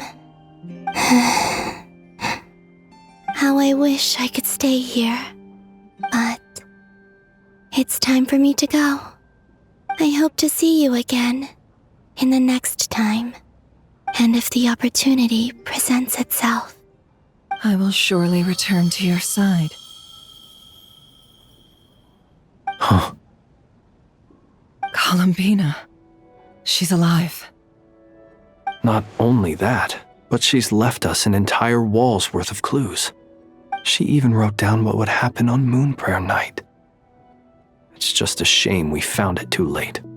I am here. Time in this place flows backwards. I am constantly moving forward. It sounds like she's found a way to influence the past using Kuvaki. But her future is our past.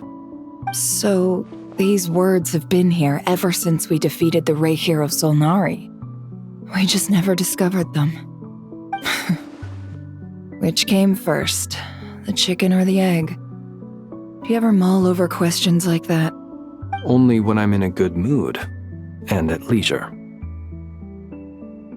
Well, I never do. Everything that has happened already belongs to the realm of fact. As a business person, and especially an intel broker, what I do is extrapolate from those facts to try and read the future. An admirable philosophy.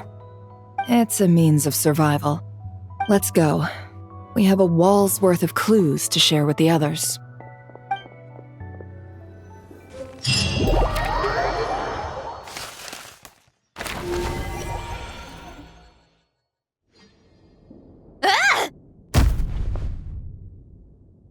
It appears that the doctor's energy signature has changed to something similar to Kuvaki, but not like the Kuvaki we're used to.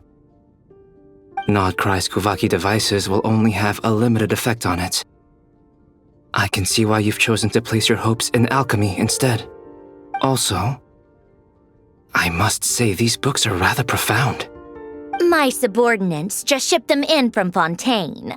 Some of them are from the Narcissenkreuz Ordo. Some are incident reports from Petrichor, and then there's a few test reports for these junk machines.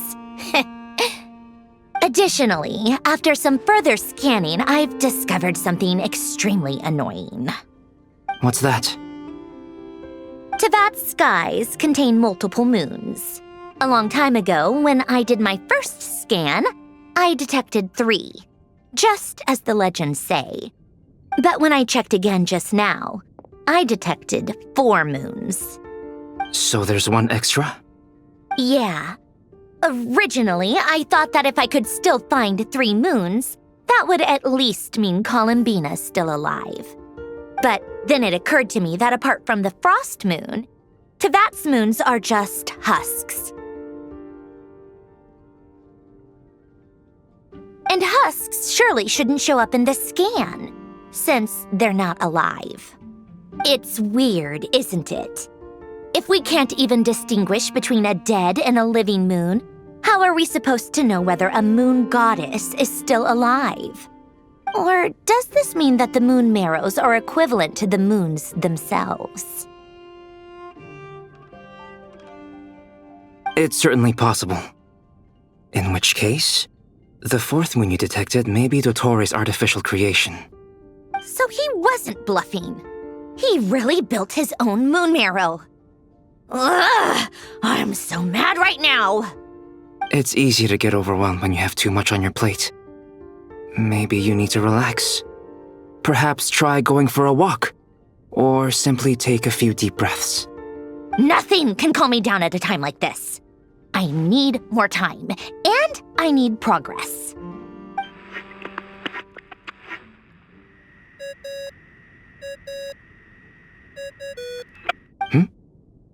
It's Mr. Flynn's.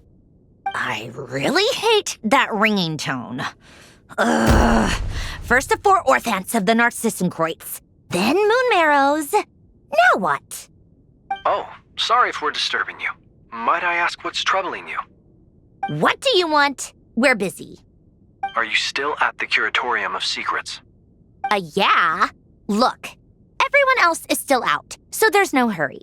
Plus, I'm busy, so I would appreciate if you gave me some space. Even though we have crucial intel to share? Fine, I'm listening.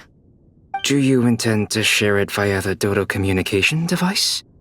Ordinarily, I would, but this is a unique situation. I think it's best that we discuss it in person. See you at the Curatorium.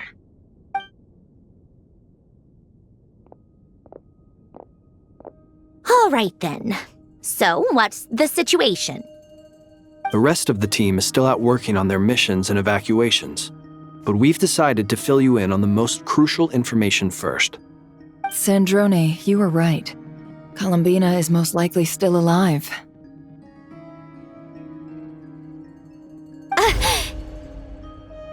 That's the best news we've received in a while, by a long way.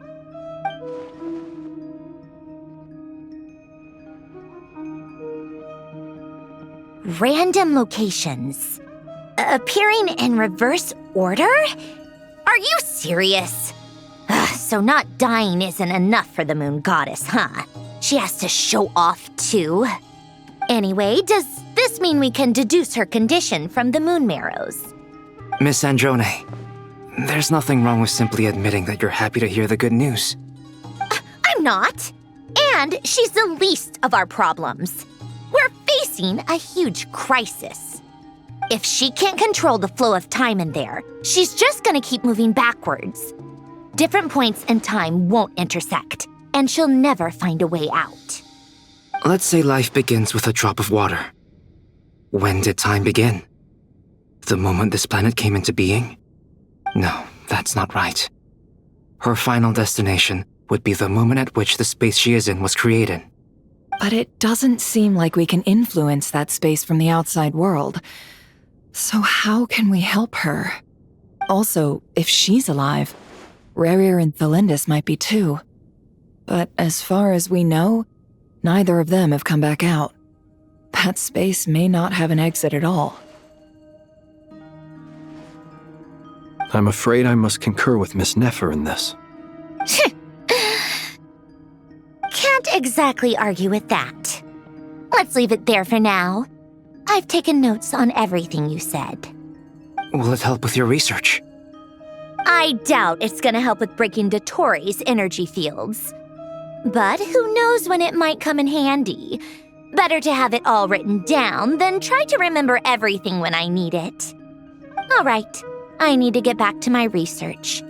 Mr. Albedo has made a lot of suggestions that will require my undivided attention.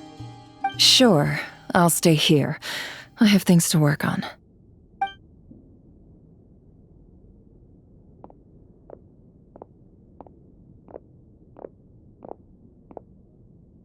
Paimon, are you there? Oh, right. She went with Varka to Natlan, didn't she?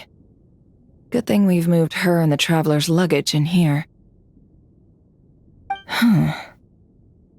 Speaking of the Traveler, where could they be? There's a note from Paimon. Paimon here.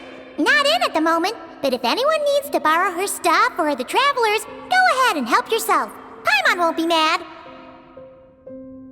Also, Traveler, if you get back before Paimon, make sure to get some rest. Paimon misses you a lot, but put your health first, all right?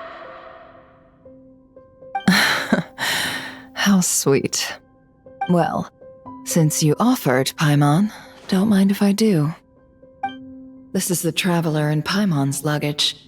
All the items they use day to day are here. It's well organized. I wonder which of them is responsible for that. What do we have here?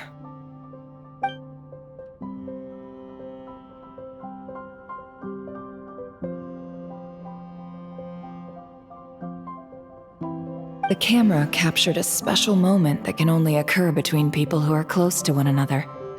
You can really sense how the photographer feels about their subject. I wonder why this picture was placed outside. Is it because Paimon recently looked at it?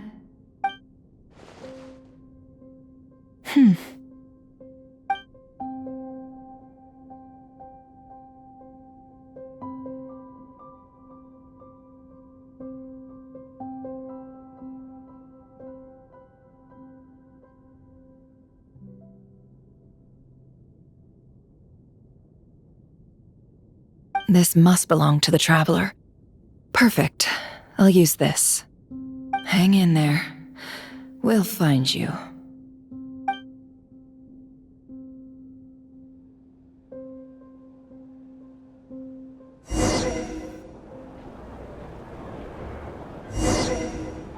Polonia, search keyword world formula and bring me all relevant books.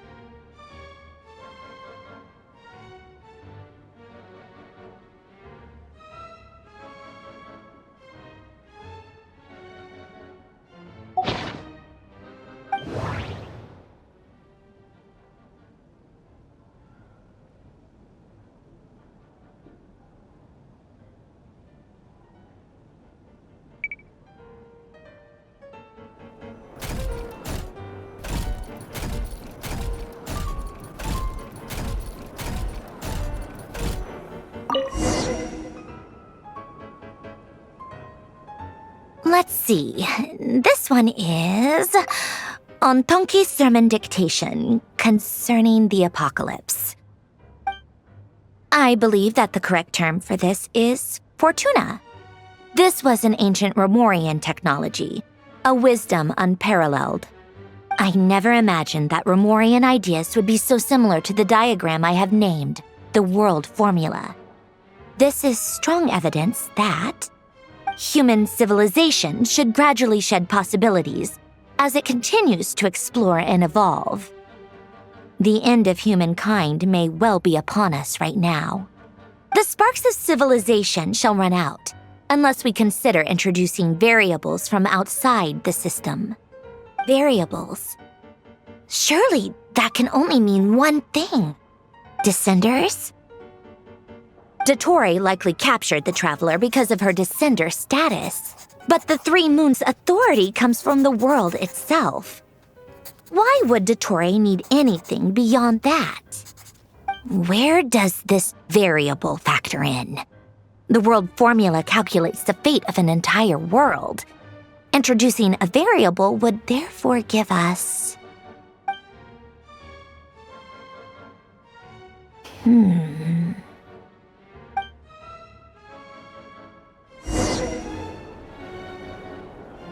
Polonia, search keyword pathway and bring me all relevant books.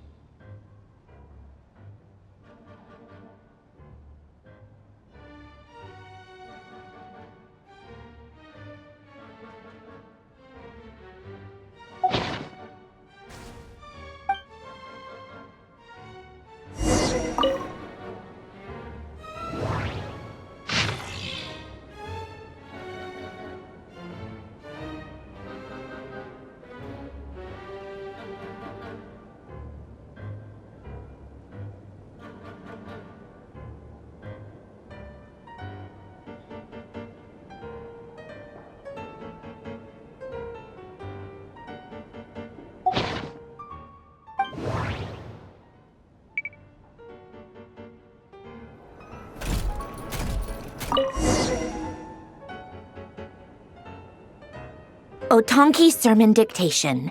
Explications on the Chemical Marriage. These titles are pretty esoteric.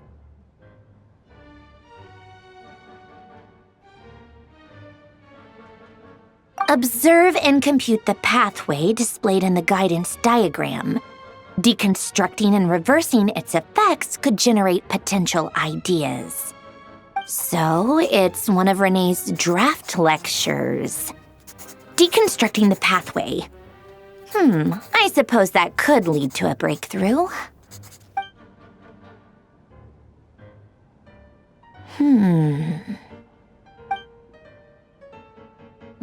This is so long. This guy sure loves showing off his knowledge.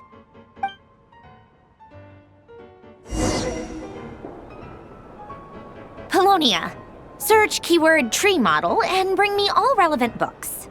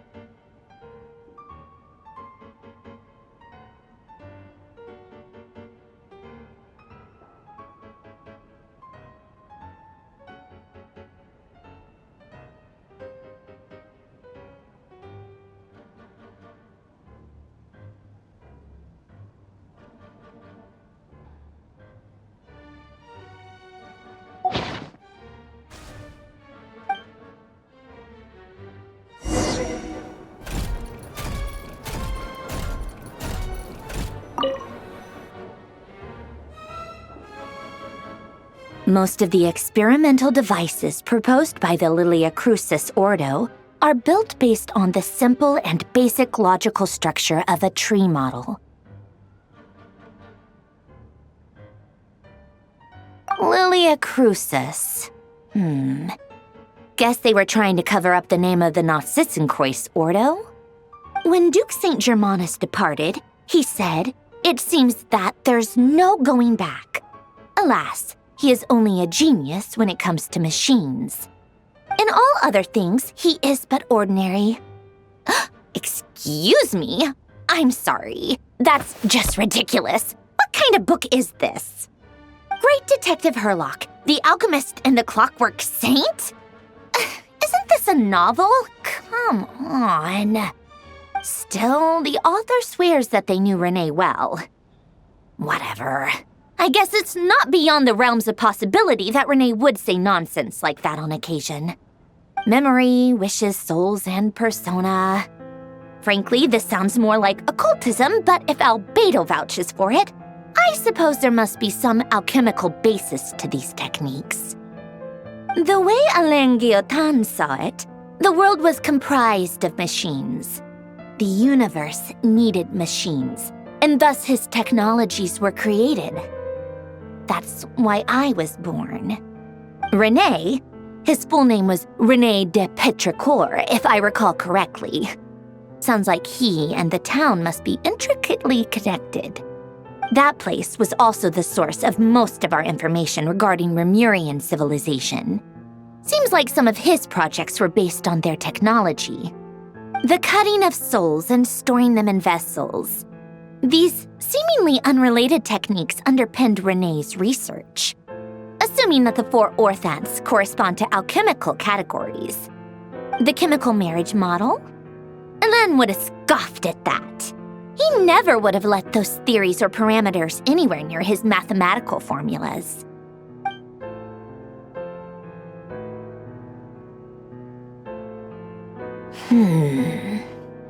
What was Alain's view on René?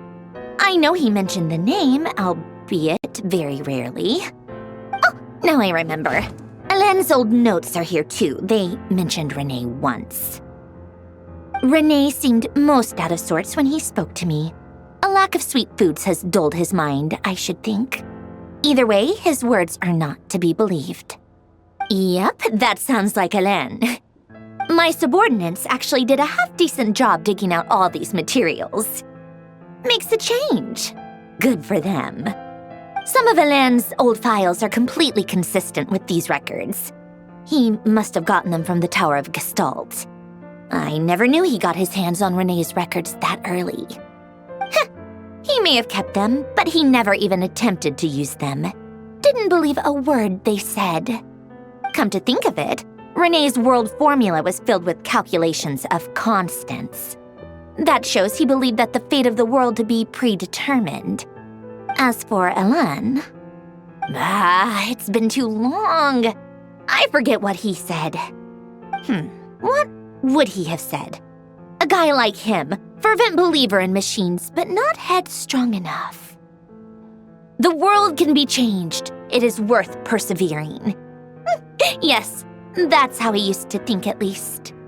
He created that procedure to save this world. Yet the scale of the world's fate proved too enormous. The result was beyond his ability to calculate. He died having never seen the outcome. And there I was, left behind in the ashes of his dreams.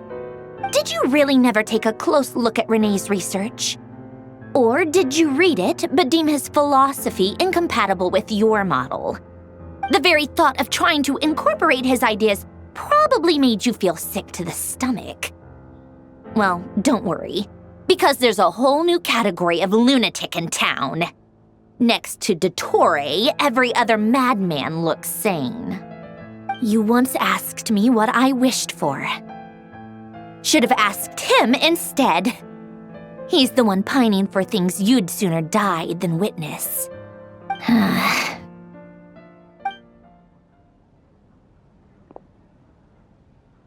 Even the tiniest variable can make big waves in the present. Now then, allow me to put these incompatible fragments together in your stead. First, establish and verify the existence of the Great Circle. Absolute nihil on one end, absolute reality on the other. Now, search between these two extremes. Then, the construction criteria. Variables. The sparks of civilization shall run out unless we consider introducing variables from outside the system. Input variables. traverse the world, space-time, and civilization, then extract the essential nodes from the records to determine which variables they point to. The primordial power that differentiated itself from the void. The power of light. Yes, light. Records. Hyperborea. This is horrendously complicated. After all that, I'm still missing a few variables. I need to think this through again. How do you think it looks, Polonia? Like the frenzied scrawlings of a madwoman? Fine, keep it to yourself. It's not like you can talk anyway. I'll assume you gave it a passing grade. I jest. But true madness does often start with trying to save the world. What would Arlecchino and Columbina think if they saw this incomprehensible hen scratch? They'd probably have me institutionalized. So would Rosaline. She's been dead for a while now. When I close my eyes and think back, I can still see her face. And that enormous dress she used to wear. Such a bizarre choice. What possessed her? Oh, and the clack-clack of those heels used to drive me insane. No one's asking me, obviously, but I hope you all know that I never wanted to save the world. I'm not crazy. I don't have delusional ambitions, and that's a clinical fact. The world needs a solution, but I don't need the world's validation. It's the world begging me for answers, not the other way around.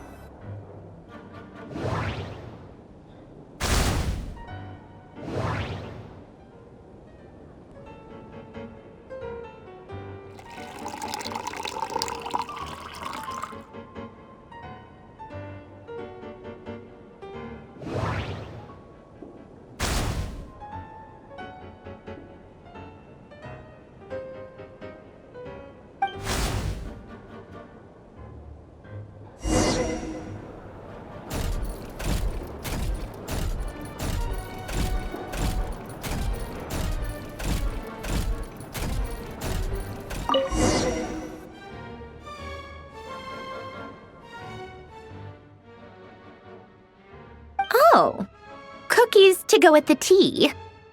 Let's see. They must be from that person who brought those documents. I see they're from Hotel de Boer. Something's written on the box. We are proud to present this homage to the Fortress of Meropede's fun-filled meal collection system. Fortune cookies. Have a lucky start to your day. Sounds like a dumb gimmick to me. Be early to bed and early to rise. Get plenty of sun and drink plenty of water. Then things will surely go well for you. What? Are you kidding me? Somehow I doubt that an early night and a glass of water is magically gonna save a world on the brink of existential peril.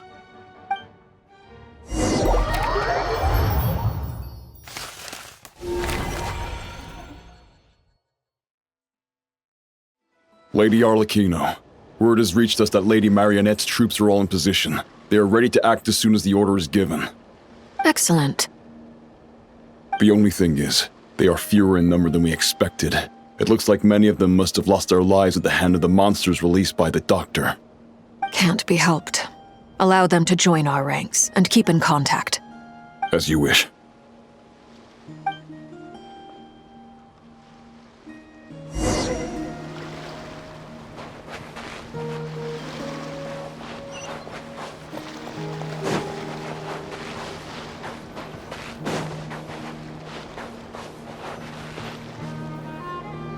It's been a while, Arlecchino. You look well.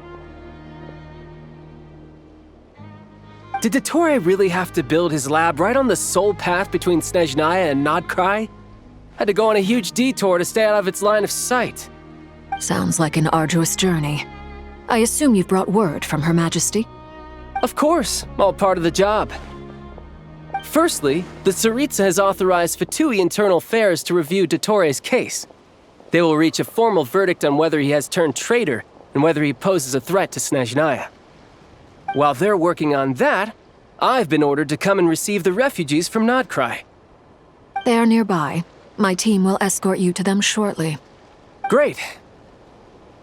Aside from that, Her Majesty has a message for you and Sandrone personally. Huh? Where is Sandrone? She stayed behind to work since I was making the trip anyway. It seemed sensible to have one person on standby at base while the other came out to meet you. All right, guess that's just how she rolls. In that case, tell her that the Tsaritsa's decree this time is pretty awesome sounding. I think she'll like this one. Still, I wonder what... Wait, what's that? Did one of our troops turn into a monster? Take him out.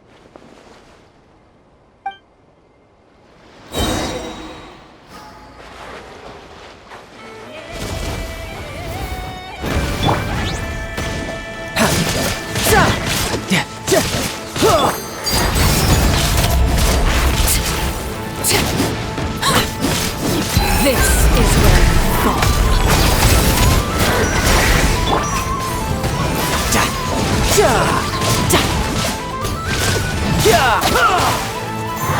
Shouldn't let your guard down.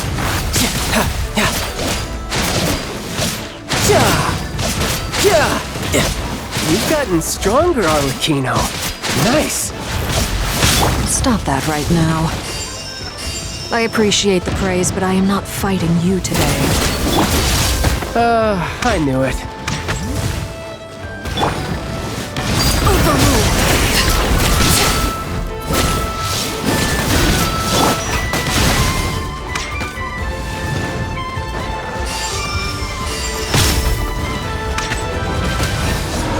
Yeah.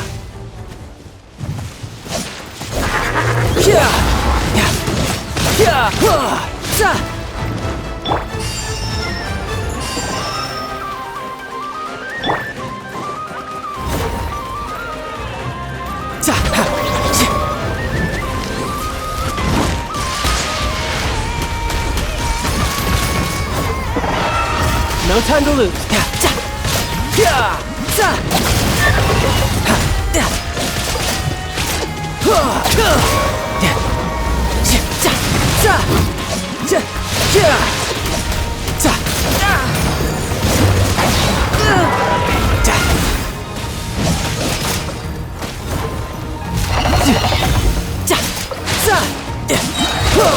Brace yourself. This is gonna hurt.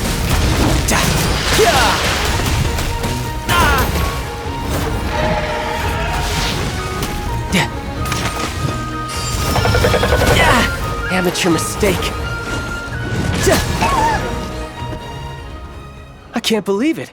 He was a living, breathing human one moment, and the next... Another fine piece of work by our dear colleague, I'm afraid. What in the world has been going on in Nod-Krai? A lot. But long story short, Dottore stole 2 moon marrows that should have belonged to Columbina, then built a 3rd moon marrow of his own to concentrate the Tri-Lunar Authority in his hands. What? What do you mean he built a moon marrow? People build roads and houses, not moon marrows. What's his next DIY project? He's gonna build a god? You could stand to be less surprised. We are harbingers. The work we are engaged in makes the creation of gods seem mundane by comparison. I tell everyone who asks that you once crossed swords with Rex Lapis while serving as a key supporter for Rosaline's plan. But right now, you're acting like a common adventurer. Thanks for speaking up for me. Those 2 really took me for a ride back then. Then again, surely no common adventurer would manage to get tangled up with them the way I did. That's gotta count in my favor, right? It almost sounds like you wish to repeat the experience. I might have to lower my opinion of you. No. I'll stop talking. Please, go on. Dottore is currently still experimenting with his newfound power in ways that continue to corrode the outside world. As for the human mutation, I believe this is simply a consequence of his experiments, and not a strategic move. That radiant beast was once a subordinate of Sandrone's. I suspect he was only allowed to live so that he could become an experimental subject. Also, those of us who fought Dottore have been afflicted with a curse. As such, I cannot leave Nod-Krai. This is so much worse than I thought. No wonder Her Majesty's decree is so extreme. While these exceptional circumstances persist, the Harbingers are hereby authorized to use unilateral executive powers. Should Dottore pose a threat, Arlecchino and Sandrone are permitted to eliminate him. My thanks to Her Majesty. I will pass these good tidings on to Sandrone. Her Majesty has also declared that she will refrain from launching an attack on the now evacuated Nod-Krai due to the presence of unretrieved research material. A wise decision. By the way, how's my old partner doing? I'm assuming they're with you? Partner? You mean the Traveler? I'm afraid I have bad news. She was captured after our failed assault on Dottore's lab. Her whereabouts are currently unknown. What? Why? Since when does Dottore have a bone to pick with her? That is indeed the question. I'm not sure he does. He must have some other goal in mind. This won't do. I have to rescue her. You can't. We have no idea where the Traveler is. What am I supposed to do then? Stand here twiddling my thumbs? Sandrone is working on it. The best thing you can do right now is complete your mission. Fine. I guess I'll leave this to you then. One last thing. Tell the Rooster to get the message out to the gods and citizens of every nation in Teyvat. Beware. An uncontrollable pollution is spreading forth from Nod-Krai. The source of that pollution is a madman drunk on the success of his experiments. The Fatui and our allies will endeavor to contain the threat. However, if Nod-Krai falls, things are likely to escalate. Considering Dottore is one of our own, all Fatui stationed in Nod-Krai consider it our duty to stay and fight him to the bitter end. Whatever the cost. Hey, don't be too pessimistic. If it comes to it, I'm sure Her Majesty won't stand by and do nothing. I hope you're right.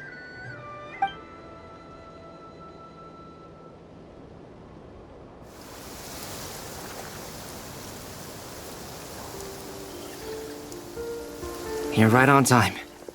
Thanks. Hey, do you think I'll get that gliding exam exemption? I made sure I was on my best behavior in Mondstadt. I landed well outside the city and walked in through the gates. I'll help you apply, don't worry. For now, let's see what we have here. What are the doctor's energy fields even made from? The usual attract and repel principles that govern Kuvaki don't seem to apply to them. They are very mysterious, but ultimately, they appear to be comprised of energies from the three realms. Thanks to research by Master in the Hexen Circle, we know that Teyvat's 7 elements are derived from the more primordial power of the Light Realm, which is antagonistic with the power of the Void Realm. Since you have the power of the Dragon Durin within you, I'm sure you can already tell that this energy field contains no abyssal energy. That's true.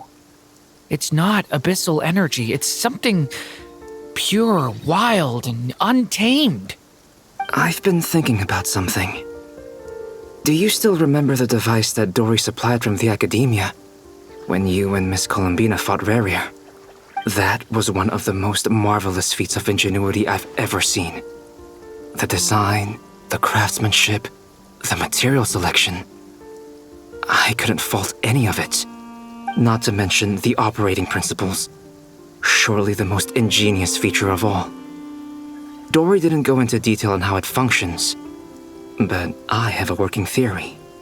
The clue was that Miss Columbina was somehow able to use the pyro energy that you provided, despite the fact that, as a moon goddess, she should only be able to use light realm energy in principle. Now, All elemental energy is, of course, derived from light realm energy to begin with. Hence, I suspect that the device works by restoring elemental energy to its original state. This presumes a theoretical model of the 7 elements akin to that of light refracted through a prism. Perhaps it is no mere analogy. Maybe there is indeed a prism in this model. I almost wonder if the idea for the device was conceived based on direct observations of said prism. It would explain how such an ironclad design concept was achieved. It is at once a masterwork of engineering and a groundbreaking application of the Academia's latest elemental theories. I suspect only Lesser Lord Kusanali herself could have devised such an ambitious technology. But back to the energy field before us. If this is pure light realm energy, its relation to elemental energy is one of integration versus division. Or you could say that the former contains the latter. Could this mean that elemental energy can dilute the power of the light realm? Should we give it a try? We should.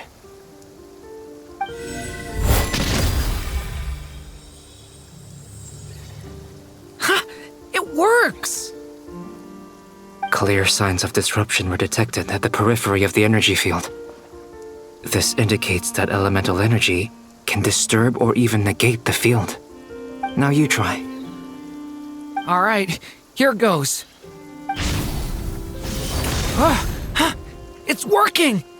Switch to abyssal energy and attack again. No surprises there. Abyssal power drains the energy field to a significantly greater extent. I now feel confident in asserting that the energy field is indeed pure light realm energy, and that elemental energy can dilute it. But the energy field is huge. How much elemental energy will it take to neutralize it? We don't have to neutralize it completely. We can try other approaches. That's all for theory. Would you like to continue watching? So you knew I was here? Huh? When did you get here? A while ago. But Albedo sounded like he was working on his thesis defense back there. Back in Sumeru. You can end a person's whole career by interrupting them mid-speech. Very thoughtful of you. I'm truly touched. Could I ask you to lend me a hand? With what? A little test. Try using Animo to unleash a concentrated assault with circular blades, with the goal of breaking through at a singular point. Nice! This time it tore through the field. Tremendous. This is a major breakthrough. Should we go through? We probably shouldn't risk having mutually antagonistic energies in such close proximity. Durin, you stay here and watch the entrance. Hat Guy and I will go in to investigate. Sounds sensible to me. Keep your eyes peeled, Durin. Don't worry, I got this. You two be careful in there. Just give me the signal if you need help and I'll dive right in. What do you mean, signal? It's based on a new alchemical concoction I developed last month. When 2 bottles of it are smashed on the ground together, they emit a blinding burst of light. If it comes to that, remember to shield your eyes with your hat. Glad I asked. Thanks for the heads up.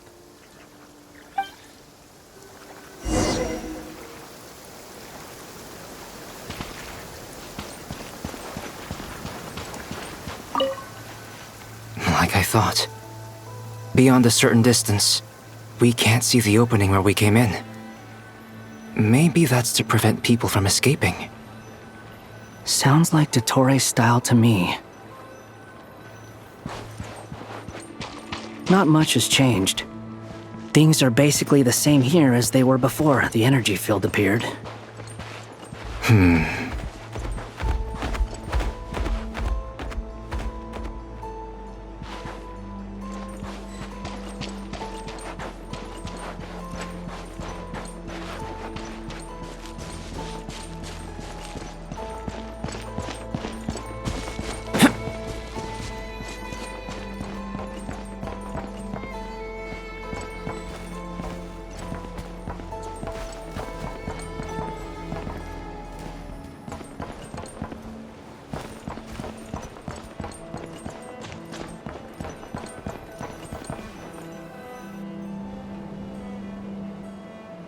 They have no heartbeat and they're not breathing.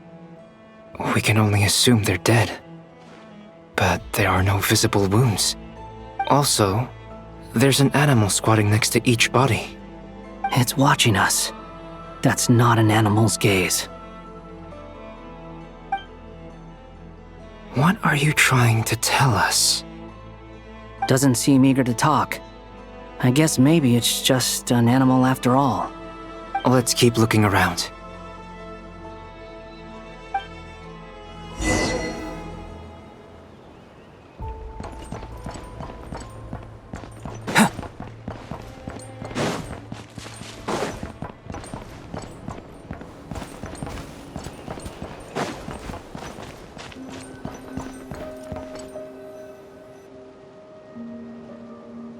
Same situation everywhere. Not a living soul in sight. Just countless bodies with animals standing watch over them. Well, I think we can safely rule out the possibility that they're all pets. Is skirting around the topic your way of showing consideration for other people's feelings? Just being cautious. I don't doubt that you can handle the truth.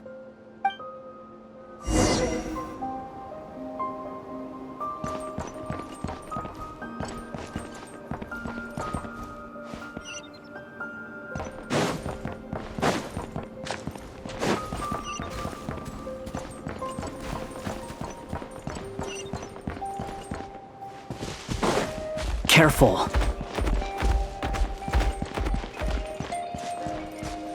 Please, help us. Please. Over there, I hear a voice.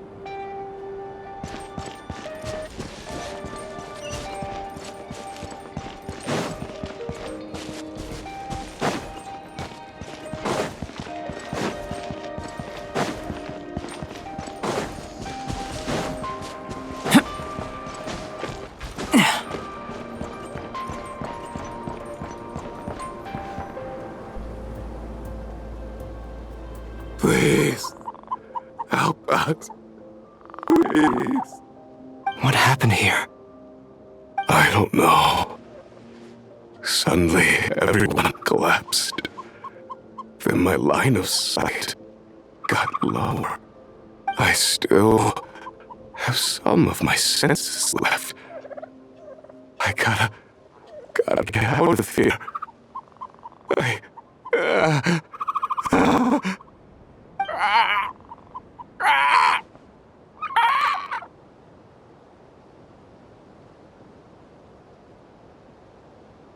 It looks like there's a huge experiment going on inside this energy field. Maybe each energy field is its own giant experiment. Vile. He's swapping human minds with those of animals. Even without the other circumstances, this would be an extremely radical experiment. Those people may have lost their sense of selves, but they are not fully animals either. If they were, they would have left. But instead, their instincts are driving them to remain by their dead bodies. We should go. No sense in sticking around here longer than we need to. Agreed.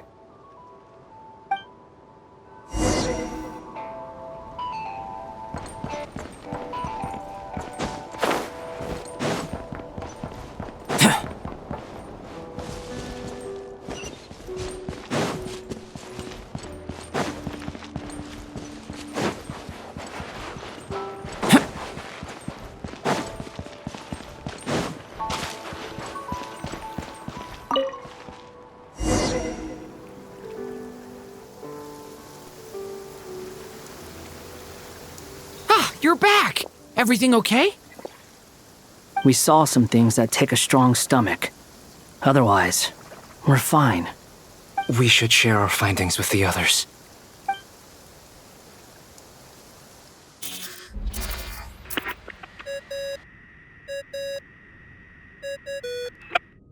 Yes? Who is it? Miss Nefer, it's me, Albedo. We found a way to break through the energy fields. With enough control, it's possible to tear them open using elemental energy. Also, we managed to take a look inside. Dottore is carrying out his cruel experiments on an immense scale. Any residents who have failed to evacuate in time will likely meet a grisly end. Sounds like he's living down to our expectations. Might I ask how things are proceeding on your end? I'm just about to get started. I'll be in touch once I have a result. Understood. Stay safe. I will.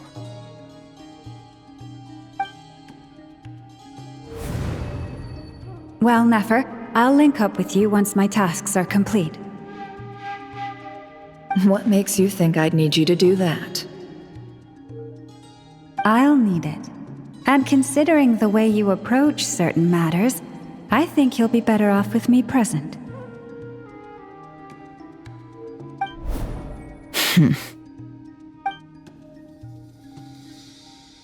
Let's begin. Entering simulation mode. A vast wasteland. Is this the Traveler's inner world? I was expecting something more vibrant, to be honest. Wait, someone's there. What are you looking at? In that case, I'll look at it with you. I want to know all about everything you've seen and experienced. Is there somewhere I should return to? Or should I stay here and be the hero everyone says I am? I don't dislike my current life. Roaming the land, fighting battles, accomplishing missions, earning a living, looking after Paimon. It's not so bad. I guess the only thing that's missing is that you're not here with me. This is the conscious layer, which contains a person's true feelings. It is filled with both longing and kindness. I suppose anyone who lives long enough ends up wishing for someone who can't be there. Maybe it's the only way we can feel truly alive. Time to delve a little deeper.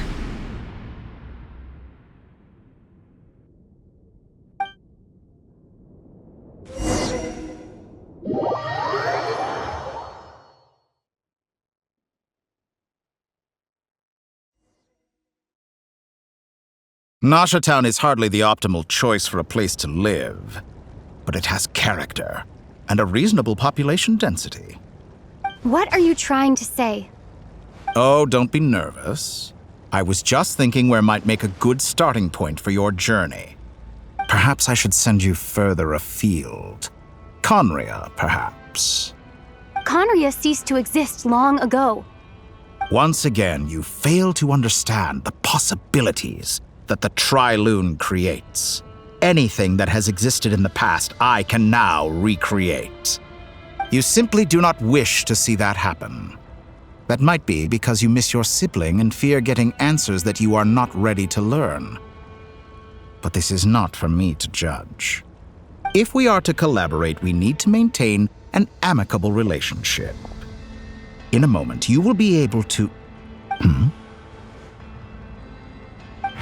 Oh no. What are you...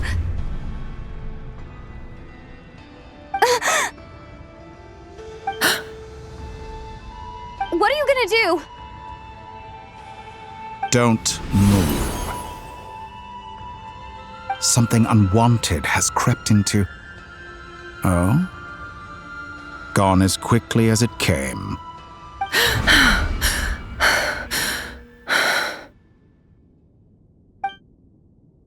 Did you save me? If I hadn't cut the connection, Dottore might have caught you from the other side and destroyed you. This was a good idea, but once is plenty. You were exceptionally brave. Excellent work. Thanks, but now's not the time for that.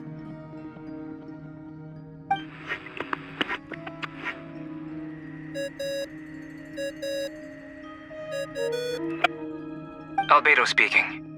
I think I know where she is. What is this endless darkness? I can't see anything, even though my eyes are wide open. But why? What happened? Ah, sorry about that. I take it you didn't notice. Just now, a friend of yours took a little peek into your mind. Could it be Nefer? How did she do it? Did she use something as a medium to connect to me? Do you think she's aware of your current circumstances?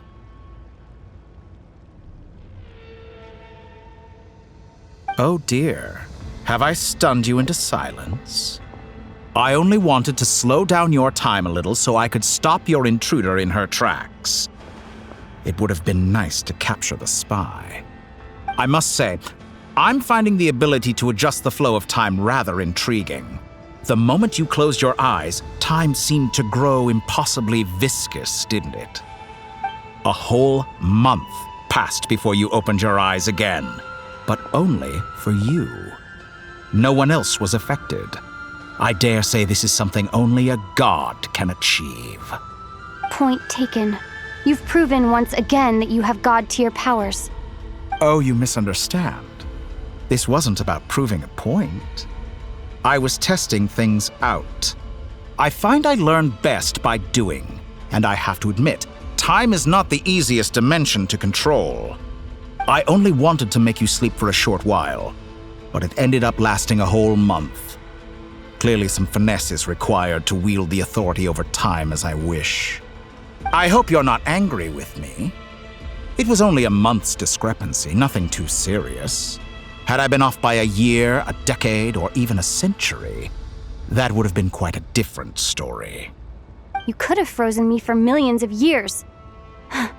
So much for collaboration. You aren't showing much sincerity. Millions of years? To what end? I wonder if you don't understand humans all that well. They are very pragmatic creatures who understand only that which they can perceive with their senses. If I had you sit here for a week, I imagine people might sympathize. But if I left you here for 100, 1,000, or 10,000 years, the sheer size of that number would cause it to lose all meaning to them. They would not have the capacity to comprehend your suffering, and thus they could not empathize. Unfortunately, while gods do exist in Teyvat, it is ordinary humans that account for most of the population. Their lifespans are so limited, their bodies so fragile. Did you ever really hope that they could begin to understand someone like you?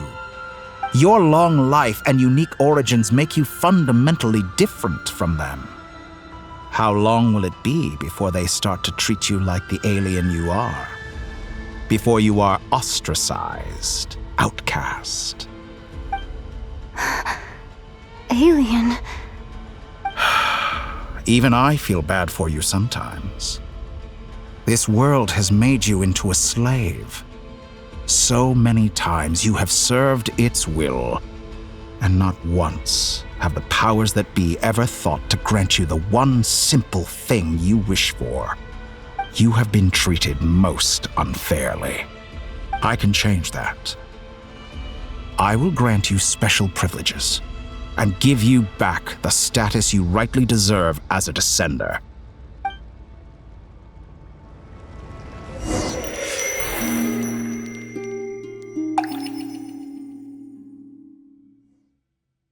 I've entered the past 3 times at this point, but I still have so many questions.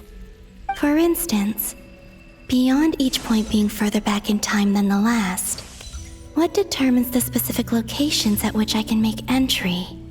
So far, the common thread linking all 3 scenarios is that the Traveler has been present. But it's more than that.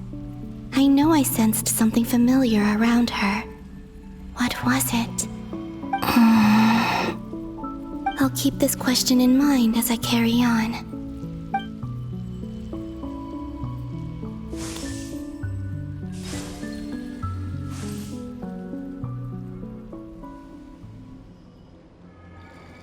Humans, you never change. Always trying to use powers you neither comprehend nor control. This looks like Star Sand Shoal. Was this before Rerir regained his physical form?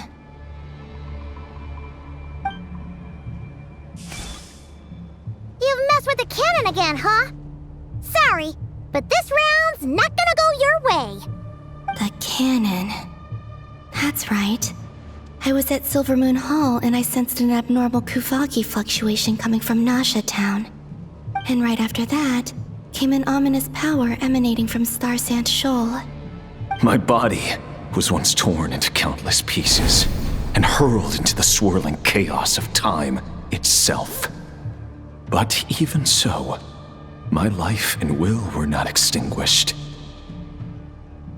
I wonder if I could try to prevent his resurrection. But how would I do it? What can I do, here and now? Traveler! Behind you! Look at that light!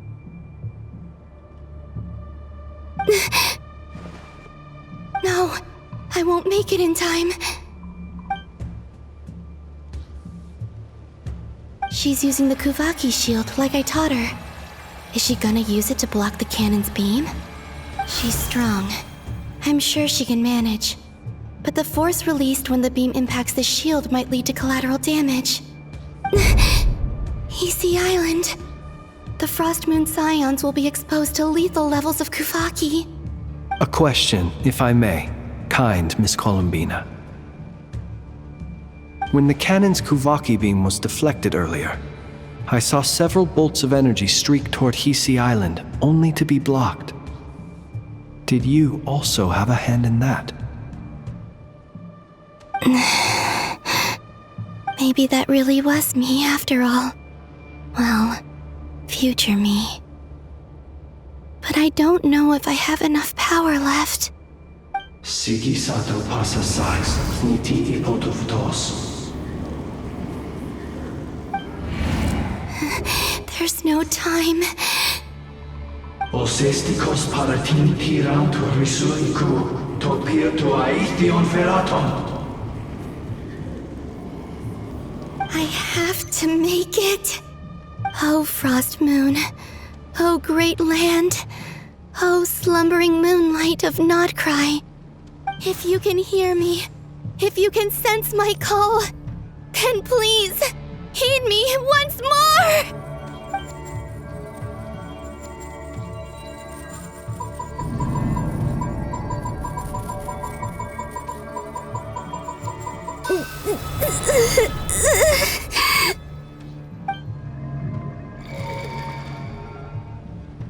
Did it work?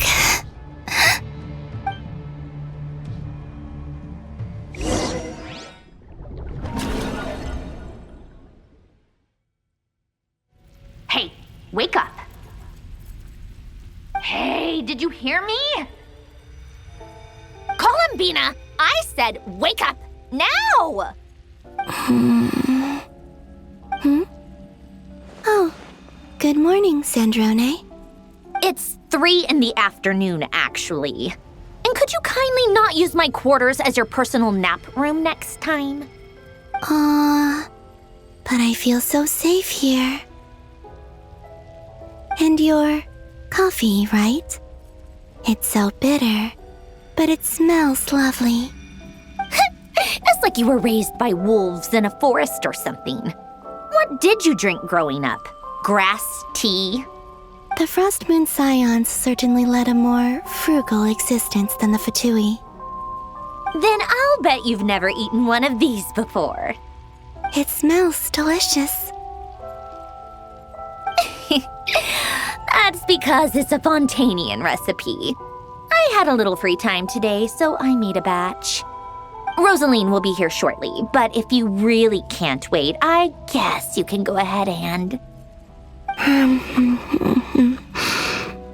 Hey, at least let me finish before you start eating! Did the Frost Moon Scions not teach you basic table manners?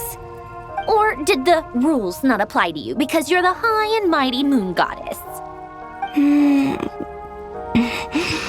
These are so tasty. Of course they are. I made them. I was worried they might contain traces of machine oil. What?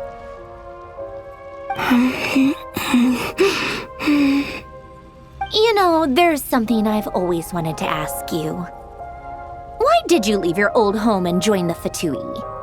I mean, I'm sure their food was awful. But there's gotta be more to it than that. Well, life there didn't go quite how I imagined. What were you expecting? You're a god. Your followers are gonna make some demands of you, right? Surely you can just answer a few prayers here and there in return for the free food and drink. How bad can it be? Well, would you help other people just for free food and drink? The doctor told me that you were created by a great mechanic, Lord something Fisher. The Lord Artificer. Ugh, some people can't keep their mouths shut. Oh, Lord Artificer. And didn't he have something to do with the, narcissist? Narcissenkreuz Ordo. Yes, that was it. Narcissenkreuz Ordo. So, would you try to fulfill their wishes? You must be joking. I wouldn't go even if they paid me. I don't even know them. Exactly. Well, I felt the same way. I did not know the people who made demands of me. What do you know? We're on the same page for once. In his later years, Alan did ask me if there was anything I wanted to do. If I had any wishes of my own. Well, I don't. And I'm not in any mood to fulfill someone else's either. Who's Alain? He was the... You know what? Never mind. You're not gonna remember. Anyway, the point I'm trying to make is, neither of us is the self-sacrificing type. Let me ask you this. What sort of place would you like to live in, if you could choose? A place where people don't ask me for things I cannot give them. Where they don't worship me, or fear me, but just want to chat with me like a normal person. I'd also like the freedom to come and go as I please. And ideally, it would be somewhere with the smell of coffee and snacks. Not to burst your bubble, but no such place exists in the world. Now, take your snacks and scram.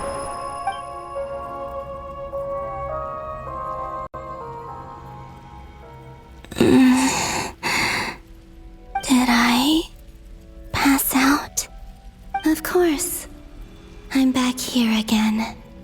I dreamed of events from my past. Sandrone. Traveler.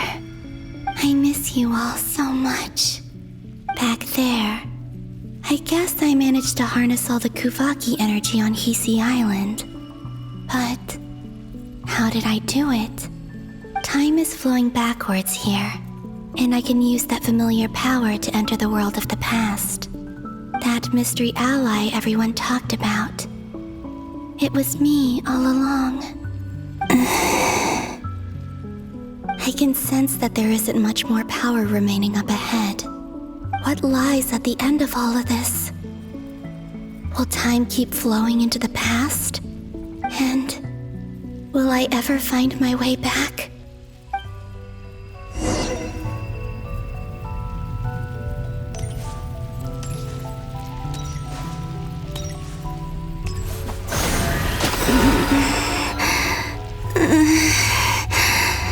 It's getting harder and harder to use my power.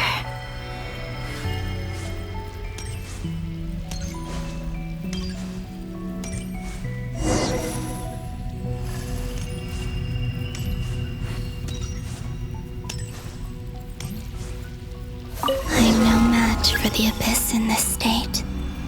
I need to avoid the contaminated fragments.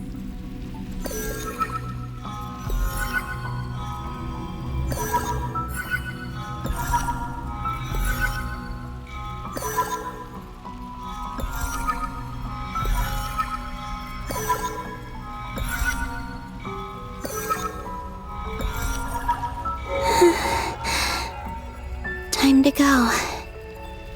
I I wonder where I'll find myself this time.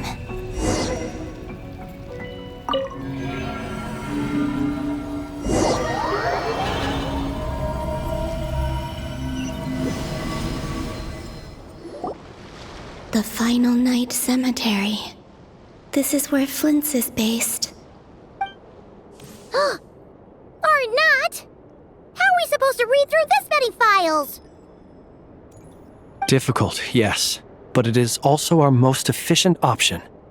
Seems like they're searching for information. Oh, I remember. Flint and Varga talked about some files on the Wild Hunt. Was this my doing too? To expose the true intentions of this Rerir, we need to dive into Nod-Krai's history. Are my actions changing the past? Or are they simply completing a process?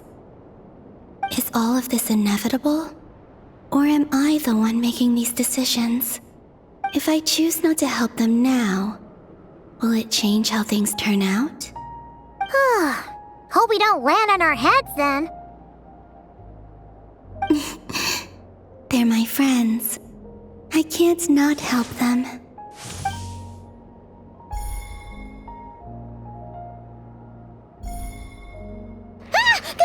Ghost! And the other one was... here.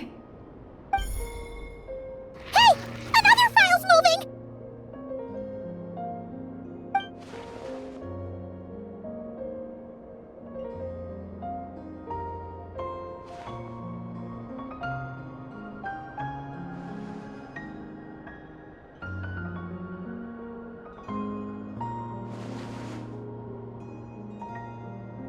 That should do it.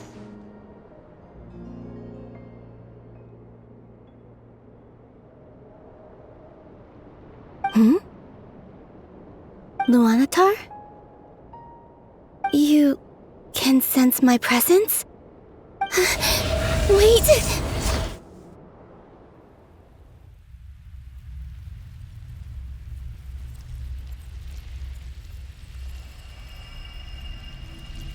Luanatar. So she's that familiar presence I've been sensing all along. She's always been by the Traveler's side. That explains why the Traveler has been there each time I've entered the past. But why Luanatar? Is it because she has a connection to me as the Moon Goddess's familiar? If so, why not any other Kuhenki? That's...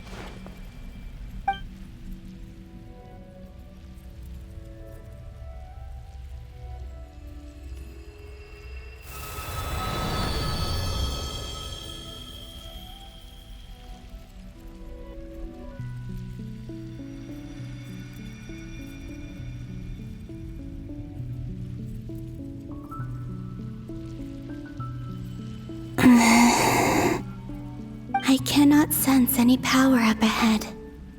Just a void, stretching out into infinity.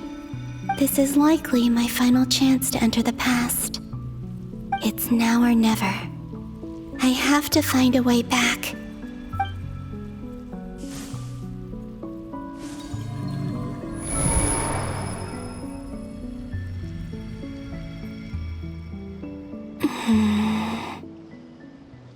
Easy Island? How far back in time is this? Where's Luanatar? I can't sense her presence this time.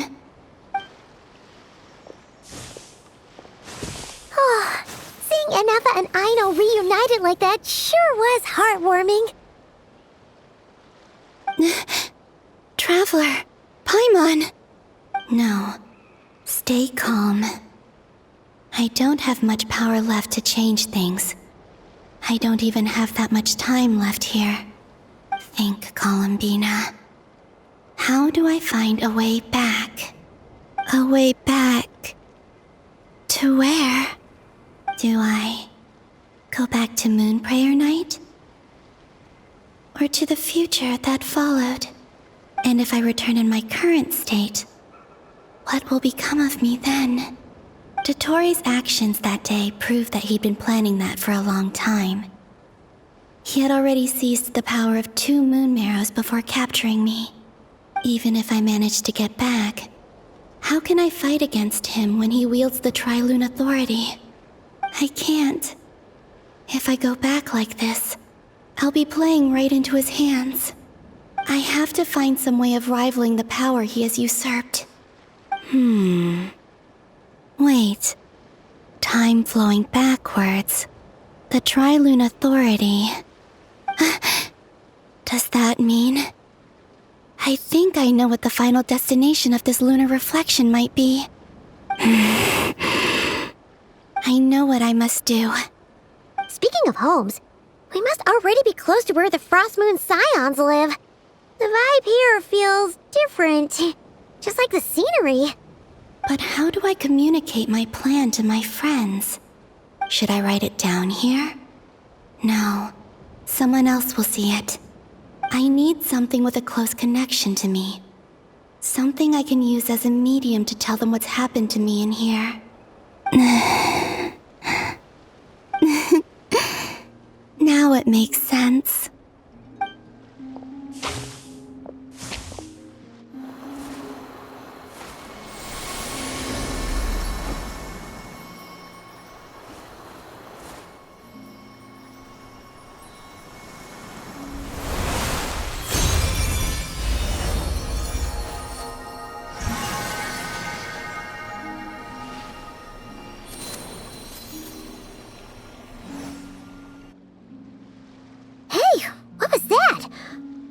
Some sort of breeze blew by, and then the petals suddenly turned into... Huh? It was I who brought Luanatar into being. I gave up a piece of my own soul to create her. That's why I could sense a familiar power from the moment I entered this space. It also explains why she's been present in every past location that I've entered. Because we have a deep connection. Hey there! What's your name? And the reason why there are no more gates to the past after this point is that Luanatar hadn't been born then. No wonder I sensed the trace of a blessing when we first met. But I still didn't recognize the soul hidden within you. Back then, I was just a little lost dove. I had yet to become Columbina Hyposelenia. Go on now. We've got stuff to do. Best you find someone else to hang out with. Hey, you scared it off. I'll be counting on you. Remember to stay by the traveler's side, guide her, and help her in my stead. Oh, and bring her to the garden where the moon prayer blossoms grow. There's a little lost dove there who will need her help.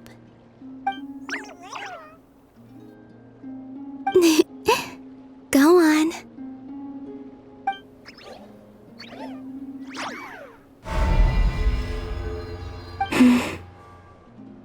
You too. Go and live your story. As for mine